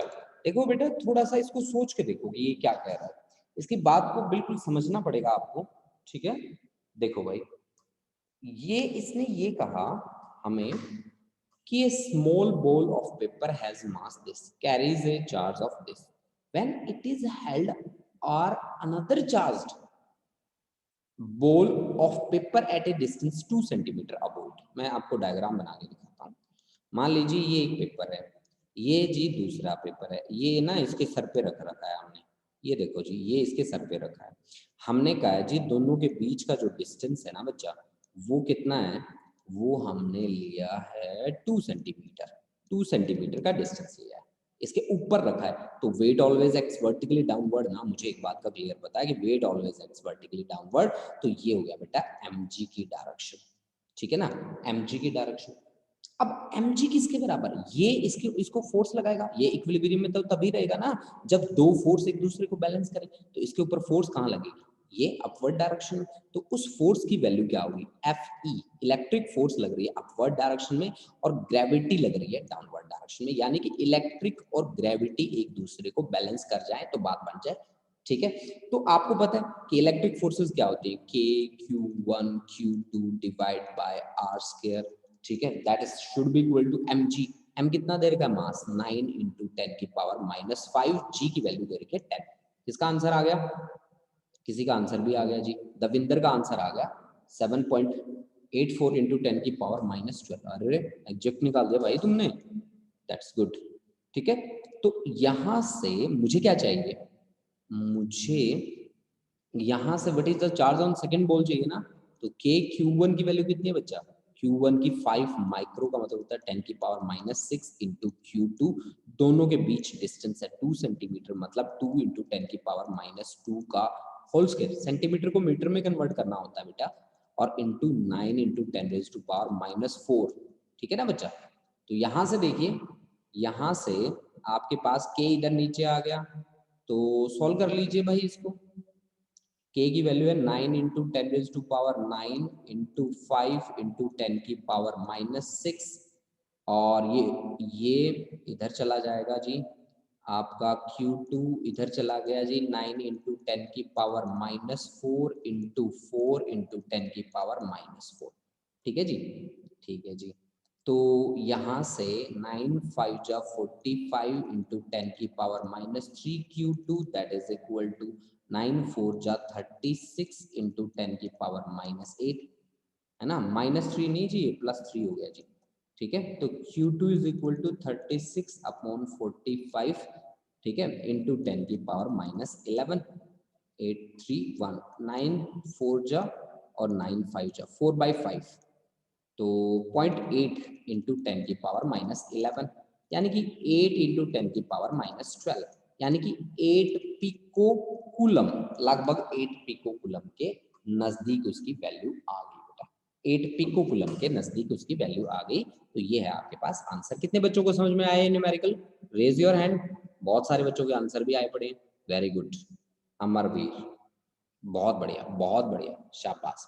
दविंदर, पलविंदर, अमरवीर, महक, ठीक है ना। 3 participant raise your hand. ठीक है जी, कितने बच्चों को समझ में आ गए? सर के खान गया, सर के खान गया, के कहाँ गया? के की वैल्यू रख दी ना बेटा, ये 9 × 10⁻9 है। के की वैल्यू इलेक्ट्रिक कांस्टेंट होता है बच्चा, ये 9 × 10⁻9। ठीक है ना बच्चे? हाँ जी, ओके सर, ओके ओके जी, ओके। जस्मीन का भी आंसर आ गया। नेक्स्ट पे आ जाओ जी, नेक्स्ट क्वेश्चन सॉल्व करेंगे सभी बच्चे। हाँ जी, ये तो कर ही देंगे सभी, मुझे पता है। हाँ जी, गुरलीन जी, गुरलीन ने हाथ उठाया है, ये लो जी। गुरलीन बोलो बच्चे, गुरलीन बोलो बच्चा। गुरलीन अनम्यूट करो अपने आप को, बोलो बच्चे। नहीं बोलोगे, ठीक है बच्चा। अच्छा जी, सेकंड क्वेश्चन देखिए भाई। सेकंड क्वेश्चन क्या कहता है आपको कि a water droplet of radius 1 micron in millican oil drop apparatus is first held stationary under the influence of a electric field of intensity। ये दे रखी है इलेक्ट्रिक फील्ड की intensity. How many excess electron does it carry? ओहो, और E की value दे रखी है, G की वैल्यू दे रखी है, और डेंसिटी ऑफ वाटर दे रखी है। बताओ भाई कौन कौन बच्चा इसको सॉल्व कर देगा? बता दीजिए जी, फटाफट से बताइए बेटा, कौन कौन इसे सॉल्व करेगा। चलो जी, बात करते हैं आपके कॉन्सेप्ट की। तो पहले बोर्ड बनाना पड़ेगा आपके लिए। ये लो जी, ये आ गया जी आपका बोर्ड। ठीक है जी, ठीक है जी। अब इस पे करते हैं हम काम। ठीक है, चलो जी, देखो जी कॉन्सेप्ट क्या कह रहा है। कॉन्सेप्ट कह रहा है कि आपको एक पानी की बूंद दे रखी है, ठीक है, जिसका रेडियस है जी 1 माइक्रोन। 1 माइक्रोन, माइक्रोन का क्या मतलब होता है? 10⁻6। in millican oil drop apparatus is first held stationary under the influence of an electric field। ठीक है जी, how many excess electron does it carry, e आपको दे रखा है और डेंसिटी ऑफ वाटर आपको दे रखा है, तो कैसे करें भाई? ये तो बहुत ही सिंपल है, कैसे करेंगे? देखो मैं अभी करता हूँ फटाफट से। ये आपकी है एक ड्रॉप, पानी की बूंद है। मुझे पता है कि ये हेल्ड स्टेशनरी वर्ड जहां पे भी यूज करता है ना, दो फोर्स एक दूसरे को बैलेंस करती हैं।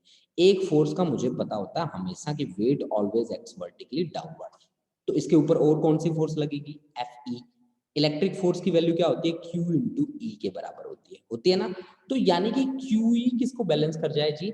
mg को। अब मास क्या होता है बेटा? मास होता है density multiplied by volume. Volume उसका रेडियस मुझे दे रखा है और इनटू जी। क्यू मुझे निकालना है, इलेक्ट्रिक फील्ड की स्ट्रेंथ कितनी है जी? 5.1 इंटू 10 की पावर कितनी? 4। ठीक है जी। नहीं, मुझे निकालना है एक्सेस इलेक्ट्रॉन्स। ठीक है, कोई बात नहीं, निकाल लेंगे। ठीक है, डेंसिटी कितनी दे रखी है आपको? 10 की पावर 3। वॉल्यूम क्या होता है? 4/3 पाई आर की क्यूब। आर रेडियस कितना है? रेडियस है 1 माइक्रोन। माइक्रोन का क्या मतलब है? 10 की पावर -6 मीटर। 10 की पावर -6 मीटर, ये वैल्यू रख रहा हूँ बेटा। 10 की पावर -6 का पावर 3 इंटू क्या आ जाएगा? 10। सही है, बिल्कुल। अब देखिए यहाँ से Q इंटू 5.1 को 5 ले रहा हूँ मैं, इंटू 10 की पावर 4। ठीक है जी, ठीक है जी। तो यहाँ से आप देखिए 5 2 जा 10। ठीक है जी। अच्छा, 10 की पावर 4 और 10 की पावर 3, तो यहाँ से Q इज इक्वल टू 10 की पावर -1 इंटू 4/3, पाई की वैल्यू 3.14 और 10 की पावर -18 और इंटू 2। ठीक है जी। तो 3 से लगभग 3 कट गया हमारा, तो यानी कि यहाँ पे 8 इंटू 10 की पावर -19। 8 को 9 ले लो, चलो 9 इंटू 10 रेज़ टू पावर -19। ठीक है जी। तो ये इतना कूलम चार्ज आ गया हमारे पास। ये तो चार्ज आया ना बच्चा। आपको क्या पूछा है? आपको पूछा how many excess electron does it carry. यहाँ पे ये बात करी गई है ना, हाउ मेनी एक्सेस इलेक्ट्रॉन। तो Q इज इक्वल टू क्या होता है बच्चा? Ne। तो नंबर कितना आता है? Q बाई E के बराबर। Q की वैल्यू कितनी है बेटा? 9 इंटू 10 की पावर -19 और E की वैल्यू कितनी होती है? 1.6 इंटू 10 की पावर -19, है ना। तो -19 कट गया और 90 डिवाइड बाय 16, लगभग 6 इलेक्ट्रॉन्स आ गए। एक्सेस इलेक्ट्रॉन कितने? लगभग मैंने लिखा है बच्चा 6 इलेक्ट्रॉन्स हैं, लगभग उसके पास मैंने लिखा है कितने इलेक्ट्रॉन्स हैं? 6 इलेक्ट्रॉन्स हैं। ठीक है ना जी, लगभग 6 इलेक्ट्रॉन्स मैंने लिख दिया। ठीक है जी। अब देखो बच्चा, हम आगे बात करते हैं थर्ड न्यूमेरिकल पे। ठीक है जी, थर्ड न्यूमेरिकल पे बात करते हैं बच्चा। देखो, हाँ जी, मैं इसको इरेज करने वाला हूँ। सभी को समझ में आया? अमरवीर बोलिए बच्चे। एक मिनट, मैं आपको अनम्यूट करता हूँ बच्चा। बताओ बच्चे। सर यहाँ पर जहाँ पर Q की वैल्यू कैलकुलेट की है, पहले आपने 8 इंटू 10 रेज़ टू पावर -19 दिया है, फिर 9 क्यों ले लिया उसको? कहाँ पे बच्चे? Sir, the step where Q is calculated, second last step, the value is 8 into 10 raised to power -19, and then it changes to 9 into 10 raised to power -9. वैसे ही मैंने कंसीडर कर लिया था बच्चे, इसको 8 का 8 ही रख लो, चाहे आप ये रख लो, ये लो। आप खुश रहो बच्चे, ऐसे मत करो, नाराज ना हो आप। ये लो, ऐसे ये लो बच्चे, है ना। ये लगभग आपका कितना आ गया फिर? 16 5 जो 80 होता है क्या बेटा? हाँ जी सर। तो 5 इलेक्ट्रॉन्स आ गए बच्चे। ठीक है, और ये एग्जैक्ट आंसर है, पता है, 5 इलेक्ट्रॉन्स।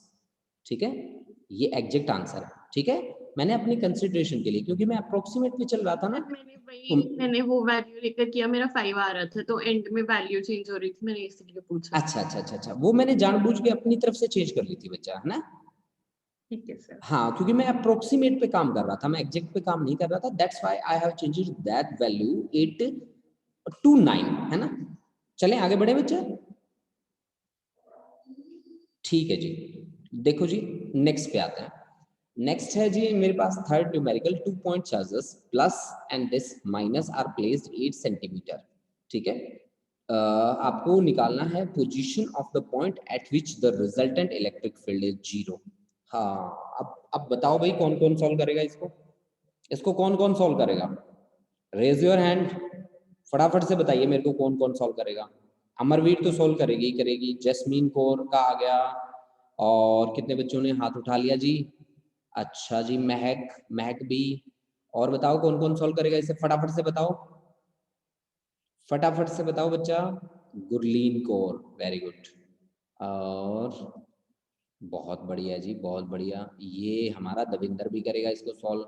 दविंदर के बाद भावजोत। हाँ जी। और कोई बच्चा सॉल्व नहीं करेगा इसे? अच्छी बात है यार, ये तो गलत बात है आप लोगों की, है ना।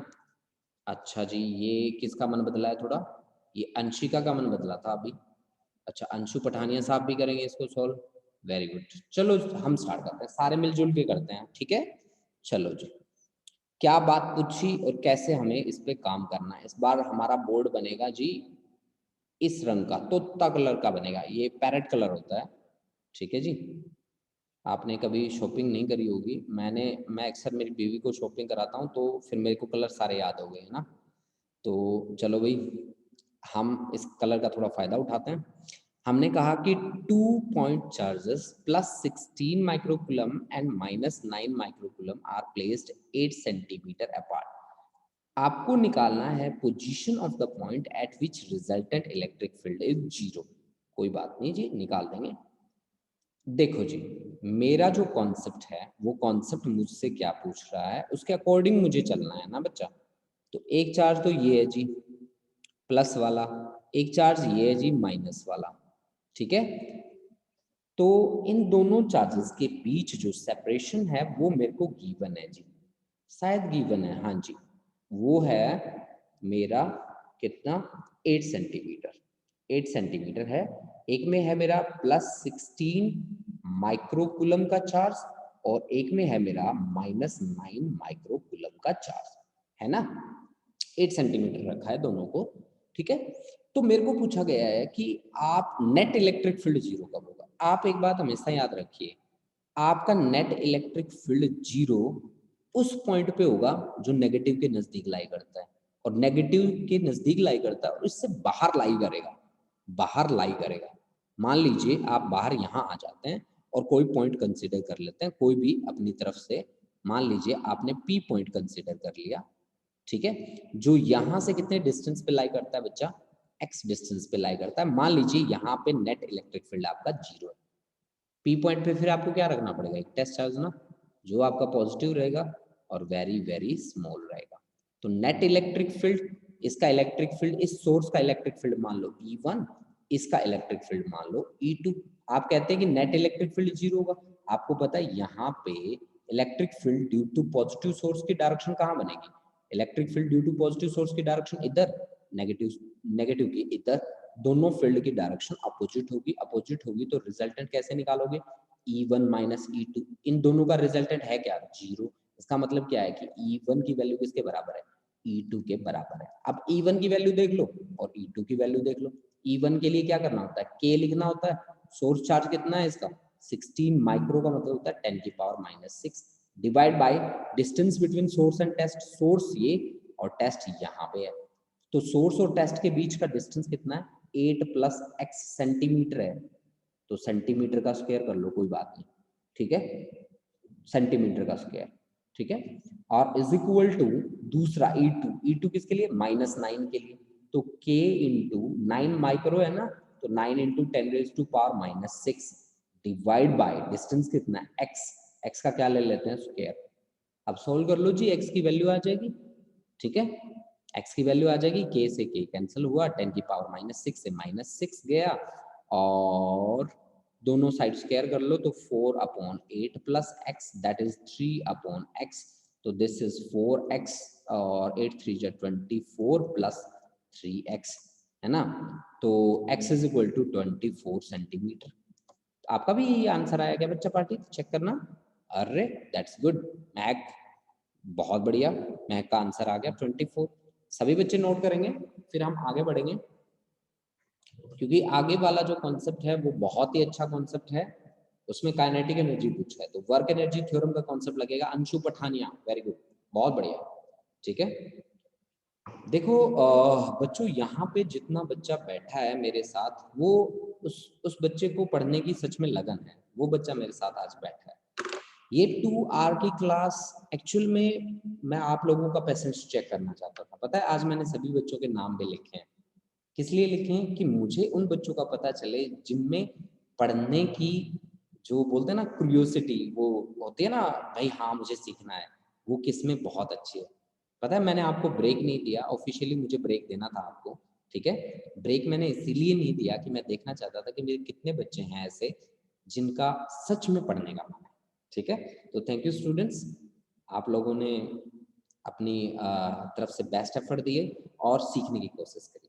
तो मैं यही कहूँगा बच्चा इसी तरह से जुड़े रहो और सीखते रहो, ठीक है।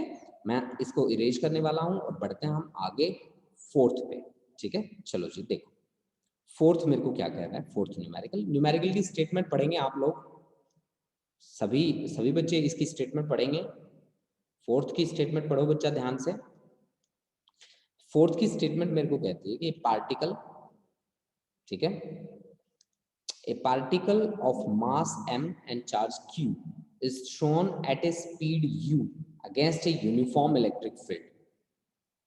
How much distance will it travel before coming to momentary rest? Before coming to momentary rest. मतलब यहाँ पे क्या कॉन्सेप्ट लगना चाहिए, यहाँ पे आपकी इनिशियल काइनेटिक एनर्जी है तो फाइनल काइनेटिक एनर्जी तो बिल्कुल भी नहीं होगी, फाइनल क्या रहेगी, 0। तो देखो बच्चा आप क्या कहते हो कि मास है उसका m, चार्ज है उसके पास q, is thrown at a speed u against the electric field ना, तो how much distance will it travel before coming to momentary rest. देखो मैं आपको डायग्राम बना के दिखाता हूँ। मान लीजिए कि आपने यहाँ पे आपका कोई इलेक्ट्रिक फील्ड है, मान लीजिए पॉजिटिव चार्ज है, इसका चार्ज तो नहीं दे रखा ना, हाँ ठीक है, पॉजिटिव चार्ज आप कंसिडर कर लीजिए, ठीक है। हाँ जी, तो आपने क्या किया, यहाँ पे पॉजिटिव चार्ज आपने कंसिडर किया। देखिए ये है मान लीजिए पॉजिटिवली चार्ज आपके पास इसका फील्ड है और इसके अगेंस्ट आपने फेंका यहाँ से एक पार्टिकल, जिस पार्टिकल का चार्ज है q, मास है m, ठीक है, और उसकी इनिशियल स्पीड है u, आपने ऐसे थ्रू किया, ठीक है। तो फाइनली मान लीजिए ये यहाँ आ गया, रेस्ट में आ गया और यहाँ से लेकर यहाँ तक उसने जो डिस्टेंस ट्रेवल किया वो हमने मान लिया s के इक्वल, ठीक है जी। तो वर्क एनर्जी थ्योरम क्या कहती है, वर्क एनर्जी थ्योरम कहती है कि work done should be equal to change in kinetic energy, change in kinetic energy. Kinetic energy में चेंज क्या होगा, final kinetic energy minus initial kinetic energy, ठीक है, या इनिशियल माइनस फाइनल कर लीजिए। तो इनिशियल कितनी है, half m u square, final तो वेलोसिटी 0 है तो 0 होगी। वर्क डन क्या होता है, वर्क डन होता है फोर्स इनटू डिस्प्लेसमेंट। अब चार्ज पार्टिकल को फेंका है इलेक्ट्रिक फील्ड के अगेंस्ट, तो फोर्स कितनी एक्सपीरियंस करेगा, q into e और into s, that should be equal to half m into u square, ठीक है। आपको क्या निकालना है, आपको निकालना है डिस्टेंस कितना चला वो, तो कितना चलेगा आपके पास रिजल्ट बनेगा m u square upon 2q into e, this is actually distance travelled by the particle, ठीक है। प्लीज नोट इट डाउन, ठीक है। फिर हम बढ़ते हैं नेक्स्ट न्यूमेरिकल की ओर, जो न्यूमेरिकल नंबर 5 की ओर, ठीक है। तो आपका कैसा चल रहा है ये न्यूमेरिकल सेशन, न्यूमेरिकल सेशन में आपको क्या समझ में आ रहा है सही से। हम आपकी क्लास 10 मिनट पहले ऑफ कर देंगे बेटा, ठीक है, आप टेंशन ना लीजिए, हम आपकी क्लास 10 मिनट पहले ऑफ करेंगे बच्चा। हाँ जी, न्यूमेरिकल सेशन कैसा चल रहा है Anshu sir, very good, very interesting session going on. Jasmine, thank you बच्चा, थैंक यू। क्या आप लोगों को हर चीज समझ में आ रही है, वेरी इंटरेस्टिंग।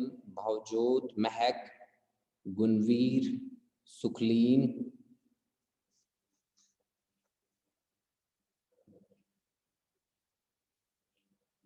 ठीक है बच्चा, ठीक है, बहुत बढ़िया, शाबाश शाबाश बच्चा शाबाश, बहुत बढ़िया बहुत बढ़िया, ठीक है बच्चा, ठीक है।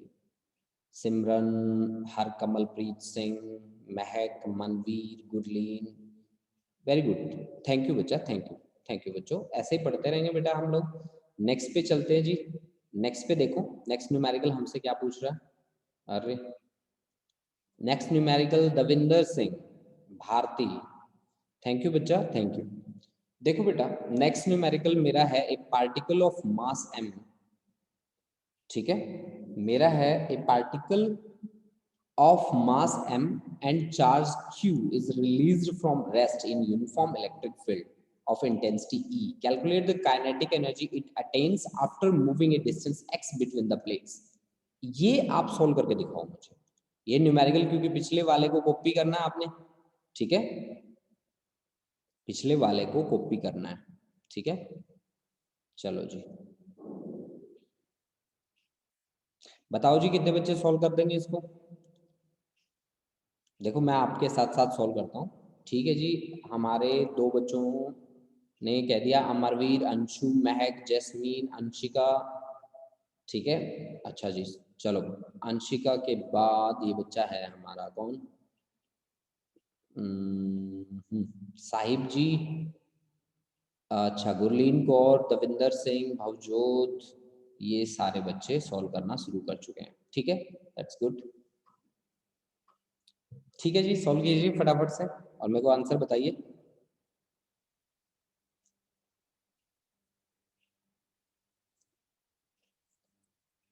A particle of mass m, particle का मास है बेटा m, ठीक है, मास है m, चार्ज है q, is released from rest in uniform electric field, ठीक है।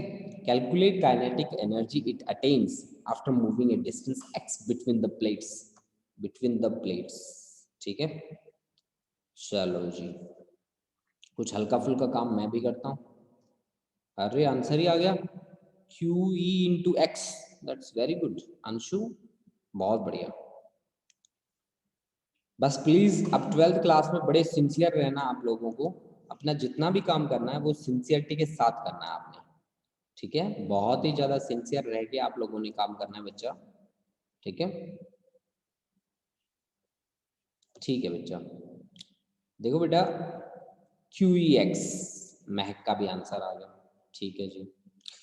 देखो भाई, a particle of mass m and charge q is released from rest in uniform electric field of intensity E, ठीक है जी। मेरा पार्टिकल है मास से, तो F should be equal to, ये फोर्स कितने एक्सपीरियंस करेगा m में, लेकिन पार्टिकल को इलेक्ट्रिक फील्ड में रखा है तो दैट शुड बी QE, तो यहाँ से एक्सेलरेशन की वैल्यू आ जाती है QE बाय m। नंबर 1 बात, अगर मेरा कोई मासिव पार्टिकल है उसे इलेक्ट्रिक फील्ड में रखा जाता है तो उसका एक्सेलरेशन हमेशा QE बाय m होता है जी। अब इसने क्या कहा कि calculate the kinetic energy attain, kinetic energy it attains after moving A distance x। देखो मान लो इनिशियली हमारा ऑब्जेक्ट रेस्ट में था, इनिशियली हमारा ऑब्जेक्ट रेस्ट में था, तो फिर v square minus u square is equal to 2as, ये वाला कॉन्सेप्ट लगा रहा हूँ। तो v square minus u square ये तो 0 हो गया, एक्सेलरेशन मेरे पास आया ही है अभी अभी, एक्सेलरेशन की वैल्यू है QE बाय m और डिस्टेंस उसने ट्रेवल किया है x के इक्वल, ठीक है ना।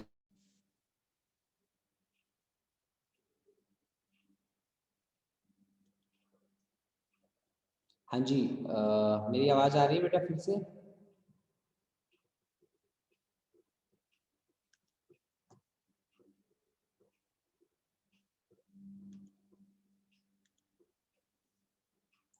हाँ जी बच्चा, क्या आप लोग मुझे सुन पा रहे हैं बेटा।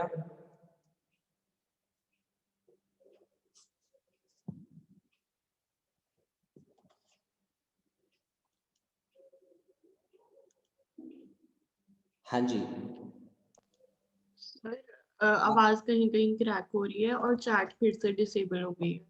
अच्छा अच्छा अच्छा बच्चा, अब आवाज तो आ रही है ना मेरी। हाँ जी सर। चलो मैं स्क्रीन शेयर करता हूँ, एक्चुअल में बीच में थोड़ा सा नेटवर्क का इशू बना था कुछ ना, मैं दोबारा से शेयर करता हूँ स्क्रीन। हाँ जी सर। कौन से न्यूमेरिकल पे थे बच्चा हम लोग थे 5th न्यूमेरिकल पे, ठीक है। पार्टिकल ऑफ मास m वाला। हाँ जी हाँ जी हाँ जी हाँ जी, ये देखो जी, मैं उस न्यूमेरिकल को फटाफट से सॉल्व करता हूँ बेटा, वो बीच में एक्चुअल में क्या हुआ, मैं चैट भी ओके कर देता हूँ, 1 मिनट रुको जी। ठीक है, ये लो जी, आपका चैट भी मैंने ऑन कर दिया है और अब हम स्टार्ट करते हैं इसका सॉल्यूशन। फटाफट से करता हूँ बेटा इसका सॉल्यूशन, ठीक है, जो हम बीच में छोड़ दिया था हम लोगों ने। हम बता रहे थे आपको कि यहाँ पे जो एक्सेलरेशन होगा पार्टिकल का वो होगा QE बाय m के इक्वल। अब इक्वेशन यूज करनी थी, वो इक्वेशन थी मेरे पास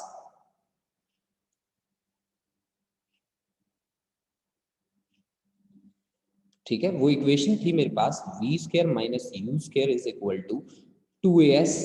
तो v² is equal to 2a, a की वैल्यू थी QE बाय m और s था मेरे पास x के इक्वल, तो v² की वैल्यू थी मेरे पास।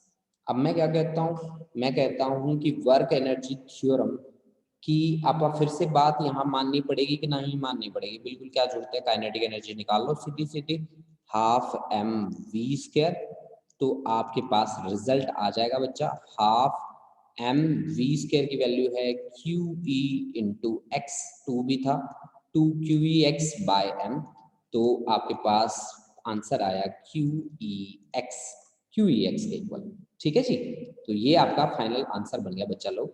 ठीक है, तो अब देखो बेटा, अब हम आगे बढ़ते हैं 6th न्यूमेरिकल की ओर। देखिए क्या कहता है हमें 6th न्यूमेरिकल। ठीक है, देखो देखो जी, ये है आपका 6th न्यूमेरिकल।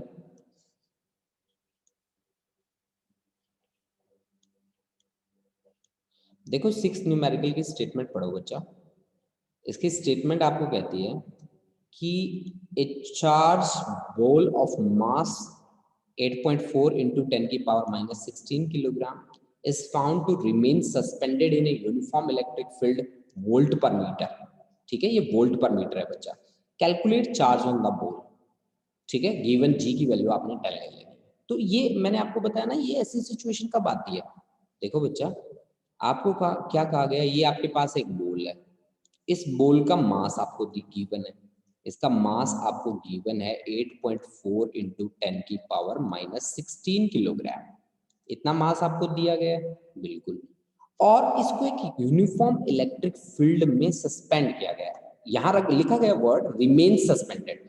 ये सस्पेंडेड कब रह सकता है, जब इसके ऊपर लगने वाली दो फोर्स एक दूसरे को बैलेंस करें, मतलब जितनी डाउनवर्ड डायरेक्शन में फोर्स लगे उतनी ही अपवर्ड डायरेक्शन में अगर फोर्स लगे तो फिर ये क्या रहेगा, जहां है वही का वही रहेगा। तो नीचे क्या एक्ट करता है हमेशा mg, ऊपर क्या एक्ट करेगा हमेशा QE। सही बात है कि नहीं है, ठीक है जी, तो QE is equal to mg कर दो, चार्ज आपको निकालना है तो mg बाई e। m की वैल्यू कितनी दे रखी है बेटा मैंने आपको 8.4 into 10 की पावर माइनस 16, g की वैल्यू है 10, इलेक्ट्रिक फील्ड की वैल्यू यहाँ दे रखी है 2 into 10 की पावर 4। ठीक है ना, तो फिर ये बन गया जी आपका 4.2 into 10 की पावर माइनस 19, ये इतना चार्ज इसके पास आ गया 4.2 into 10 raised to power minus 19।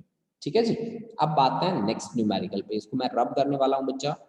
अब नेक्स्ट न्यूमेरिकल पे बढ़ते हैं हम आगे। देखो जी, मेरा है न्यूमेरिकल नंबर 7। न्यूमेरिकल नंबर 7 देखिए क्या है।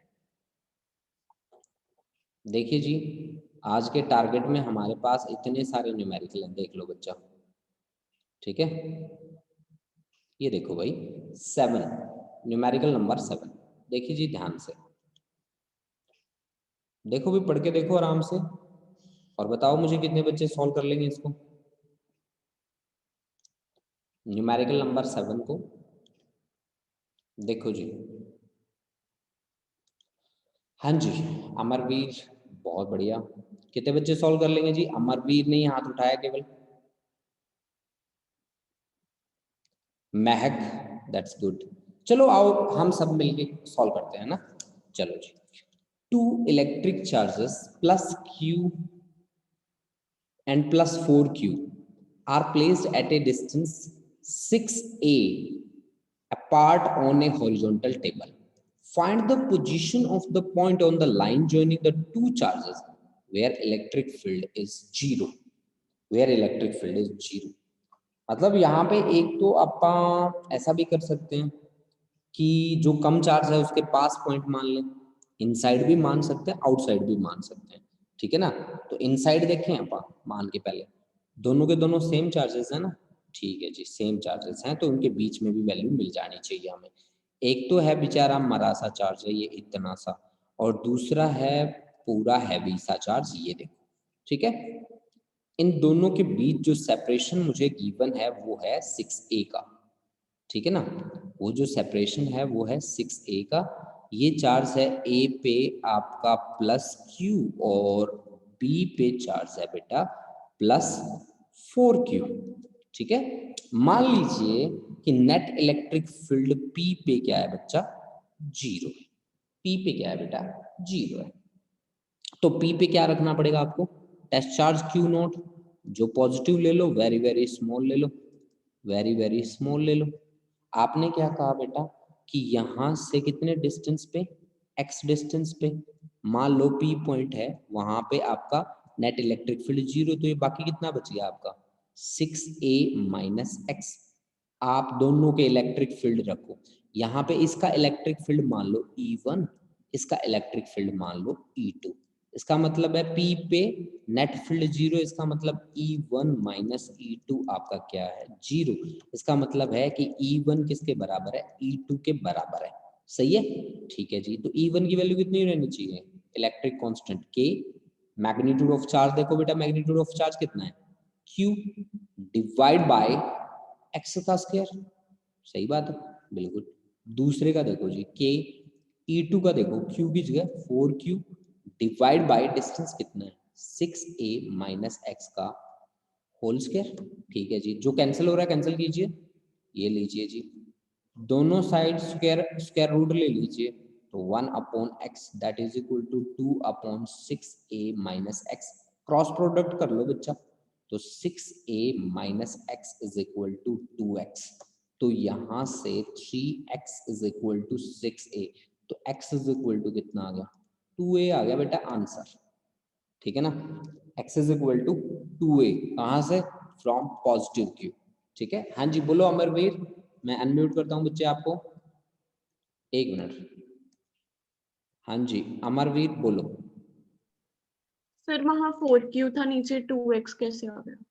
कहाँ था बच्चे, सर ए, ऊपर ये KQ/x², फिर दूसरी साइड है K4Q/6a हाँ अपॉन जी, एक्स स्क्वायर। यहाँ से नीचे से स्क्वायर काटती है, ऊपर से K और Q काटती है, हाँ जी बचा तो, यहाँ पर 4। हाँ जी तो ये x का स्क्वायर था ना बच्चे, ये आ गया था आपके पास 1/x square is equal to 4/6a minus x का होल स्क्वायर। तो रूट ले लिया ना दोनों साइड, ये देखो, ओके, ठीक है। ठीक है सर। हाँ जी, हाँ जी। अब देखो बेटा आगे बढ़ते हैं। सभी बच्चों को समझ में आ रहा है न्यूमेरिकल्स, सभी बच्चों का सही चल रहा है न्यूमेरिकल, हाँ जी, मैसेज भेजिए मेरे को, सभी बच्चों का न्यूमेरिकल सही चल रहा है। हाँ जी, ये असाइनमेंट मैं आपको आपको व्हाट्सएप भी करूंगा। आज हम अपना ग्रुप बनाएंगे, ठीक है, तो उस ग्रुप में आज की असाइनमेंट आपकी आ जाएगी, ठीक है। हाँ जी,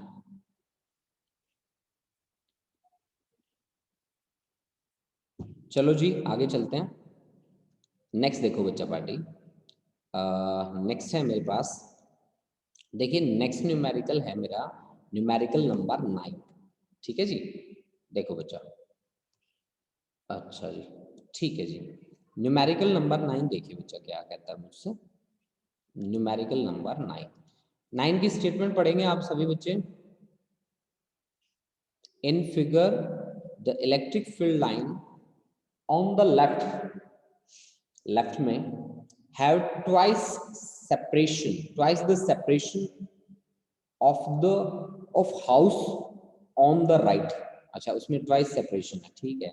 if the magnitude of field at A is 40 newton per coulomb, what force acts on a proton at A? ठीक है जी। What is the magnitude of the field at B? बताओ जी कितने बच्चे सॉल्व करेंगे, बताओ जी। पहले तो अपन बोर्ड बनाते हैं अपना अच्छा सा, ठीक है, इस बार पीला बोर्ड बनाएंगे जी, ठीक है जी। ये लो जी, ये हमारा बोर्ड है इस बार, ठीक है, ठीक है जी। अब क्वेश्चन क्या किया गया है हमसे, ठीक है। देखो भाई हमारा है, हमसे ये बात करी गई है कि इलेक्ट्रिक फील्ड दे रखा है, तो फोर्स प्रोटॉन पे एट ए, प्रोटॉन पे फोर्स कितनी होगी? ऑफ कोर्स इलेक्ट्रिक फील्ड में रखा जाता है तो F is equal to Q E होता है। चार्ज कितना होता है प्रोटॉन के ऊपर? इलेक्ट्रॉन का कितना मैग्नीट्यूड होता है? उतना ही। इलेक्ट्रॉन का मैग्नीट्यूड होता है चार्ज का 1.6 इंटू 10⁻⁻19। इलेक्ट्रिक फील्ड की वैल्यू यहाँ दे रखी है 40। This is Newton, this is final answer. बस और क्या। अब देखो बेटा, आपको क्या गया कहा गया दूसरे में, बी में, कि what is the magnitude of B at A. B at A, और सेपरेशन क्या है? सेपरेशन यहाँ पे डबल है ना, सेपरेशन डबल है तो इलेक्ट्रिक फील्ड एट बी क्या हो जाएगा? ऑफ कोर्स सेपरेशन अगर डबल है तो फिर कहानी कैसी आ जाएगी? हाफ। फील्ड की स्ट्रेंथ हाफ रहेगी, फील्ड की स्ट्रेंथ हाफ, तो हाफ कितना? 40 का हाफ, 40 का हाफ कितना? 20 न्यूटन पर कूलम। ठीक है ना जी, 20 Newton per coulomb, 20 Newton per coulomb. ये बात याद रखना बेटा, बहुत सारे बच्चे इस बात से सोच रहे होंगे कि E is inversely proportional to R square. ठीक है, तो उसकी स्ट्रेंथ 10 न्यूटन पर कूलम देख रहे होंगे, लेकिन यहाँ पे नंबर ऑफ फील्ड लाइन का कॉन्सेप्ट है। अब नंबर ऑफ फील्ड लाइन क्या हो गया? इसी रीजन में दुगनी फील्ड लाइंस आ जाती है, तो इलेक्ट्रिक फील्ड की स्ट्रेंथ क्या हो जाती है? दुगनी हो जाती है। ठीक है, ये बात याद रखना। ठीक है जी, अब आगे बढ़ते हैं बच्चा नेक्स्ट न्यूमेरिकल की ओर। देखिए नेक्स्ट न्यूमेरिकल मेरे पास है न्यूमेरिकल नंबर 10। न्यूमेरिकल नंबर 10 को देखो ध्यान से। 8 आइडेंटिकल पॉइंट चार्जेस, ठीक है, 8 identical point charges of q coulomb each are placed at the corners of a cube of each side 0.1 meter. Calculate electric field at the center of cube. Calculate the field at the center when one of the corner charge is removed. हाँ जी, कितने बच्चे solve कर देंगे इस बात को? देखो जी, आपके पास एक क्यूब है और क्यूब के कॉर्नर्स पे चार्ज रखा है आप लोगों ने, ठीक है, और क्यूब के कॉर्नर, हर कॉर्नर पे आपने चार्ज बैठा रखा है कितना? Q coulomb. ठीक है जी, क्यू कूलम चार्ज आपने बैठा रखा है। तो अमरवीर सोल्व कर दोगे बच्चे इसको?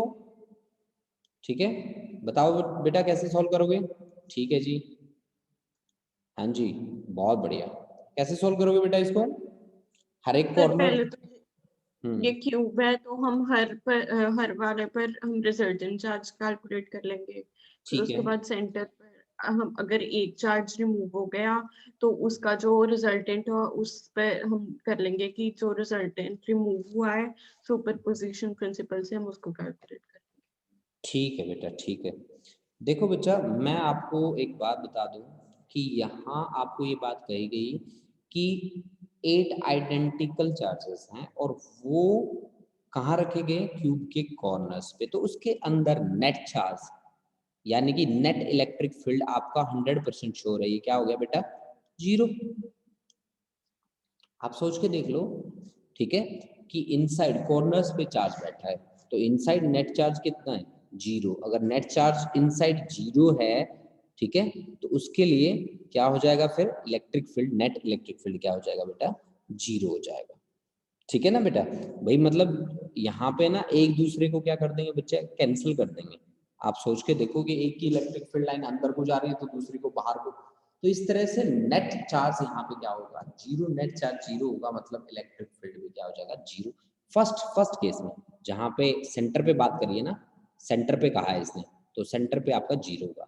लेकिन जब इसने कहा कि calculate the field at the corner when one of the corner charges is removed, जब इसने ये बात करी तो ये बात थोड़ी सी हमें स्ट्राइक करी। इस बात में हमें क्या करना पड़ेगा? थोड़ा सा वर्क करना पड़ेगा। तो इसके लिए डिस्टेंस ऑफ सेंटर देखना पड़ेगा मेरे को। क्यूब के किसी भी कॉर्नर से, किसी भी कॉर्नर से, ठीक है, सेंटर का डिस्टेंस, क्यूब के सेंटर का डिस्टेंस कितना होता है बच्चा? वो आर की वैल्यू आपकी क्यूब की साइड है मान लीजिए ए, तो उसका √3/2 टाइम्स होता है, √3/2 टाइम्स होता है। तो आपको साइड कितनी दे रखी है? 0.1 मीटर, यानी कि 10 सेंटीमीटर दे रखी है। तो ये आपके पास आ गया जी 10√3/2, यानी कि 5√3 सेंटीमीटर।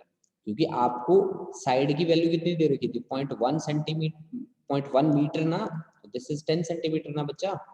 ठीक है, तो मैंने ये वैल्यू यहाँ पे यूज कर ली, ठीक है ना बेटा। तो आर की वैल्यू आ गई बच्चे मेरे पास 5/√3 सेंटीमीटर, ठीक है। यानी कि आप कह सकते हैं कि कॉर्नर का distance from the centre of cube कितना आ रहा है, 10⁻⁻2 मीटर लिख सकते हैं आप इसको, बिल्कुल लिख सकते हैं जी। अब आपने क्या कहा कि एक seventh corner electric field at the centre when one of the corner charge is removed, ठीक है। तो एक कोने का रिमूव कर दिया तो दूसरे कोने पे जो चार्ज बैठा है उसके कारण फील्ड लाइंस बनेंगी। भाई यहाँ इस कोने पे नहीं है कोई चार्ज, इस कोने पे है, तो इसका इलेक्ट्रिक फील्ड बनेगा, मतलब एक कॉर्नर के कारण इलेक्ट्रिक फील्ड बनेगा। तो इलेक्ट्रिक फील्ड कितना बनेगा, इलेक्ट्रिक फील्ड होता है के क्यू बाय आर स्क्वायर। तो के की वैल्यू कितनी होती है 9 × 10⁻⁹ और चार्ज कितना होता है बच्चा, चार्ज कितना बैठा रखा है कॉर्नर पे, हर एक कॉर्नर पे क्यू कूलम का चार्ज बैठा रखा है। तो ठीक है जी, क्यू और divide by R square, R की स्क्वायर मतलब 25 × 3 × 10⁻⁻4। सोल्व कर लो बेटा, इलेक्ट्रिक फील्ड की वैल्यू आ जाएगी, ठीक है। सोल्व कर लीजिए, इलेक्ट्रिक फील्ड की वैल्यू आपके सामने। तो आज का हमारा लेक्चर था basically electric field on axial line, equatorial line, और कुछ न्यूमेरिकल्स हमने करे जो काफी इजी हमें लगे, ठीक है। तो आज की हमारी क्लास कैसी रही है आप एक बार जरूर बता दें। मैं अभी स्टॉप कर रहा हूं, आप अपने वो ऑन कर लीजिए, कैमरास ऑन कर लीजिए बच्चा, ठीक है।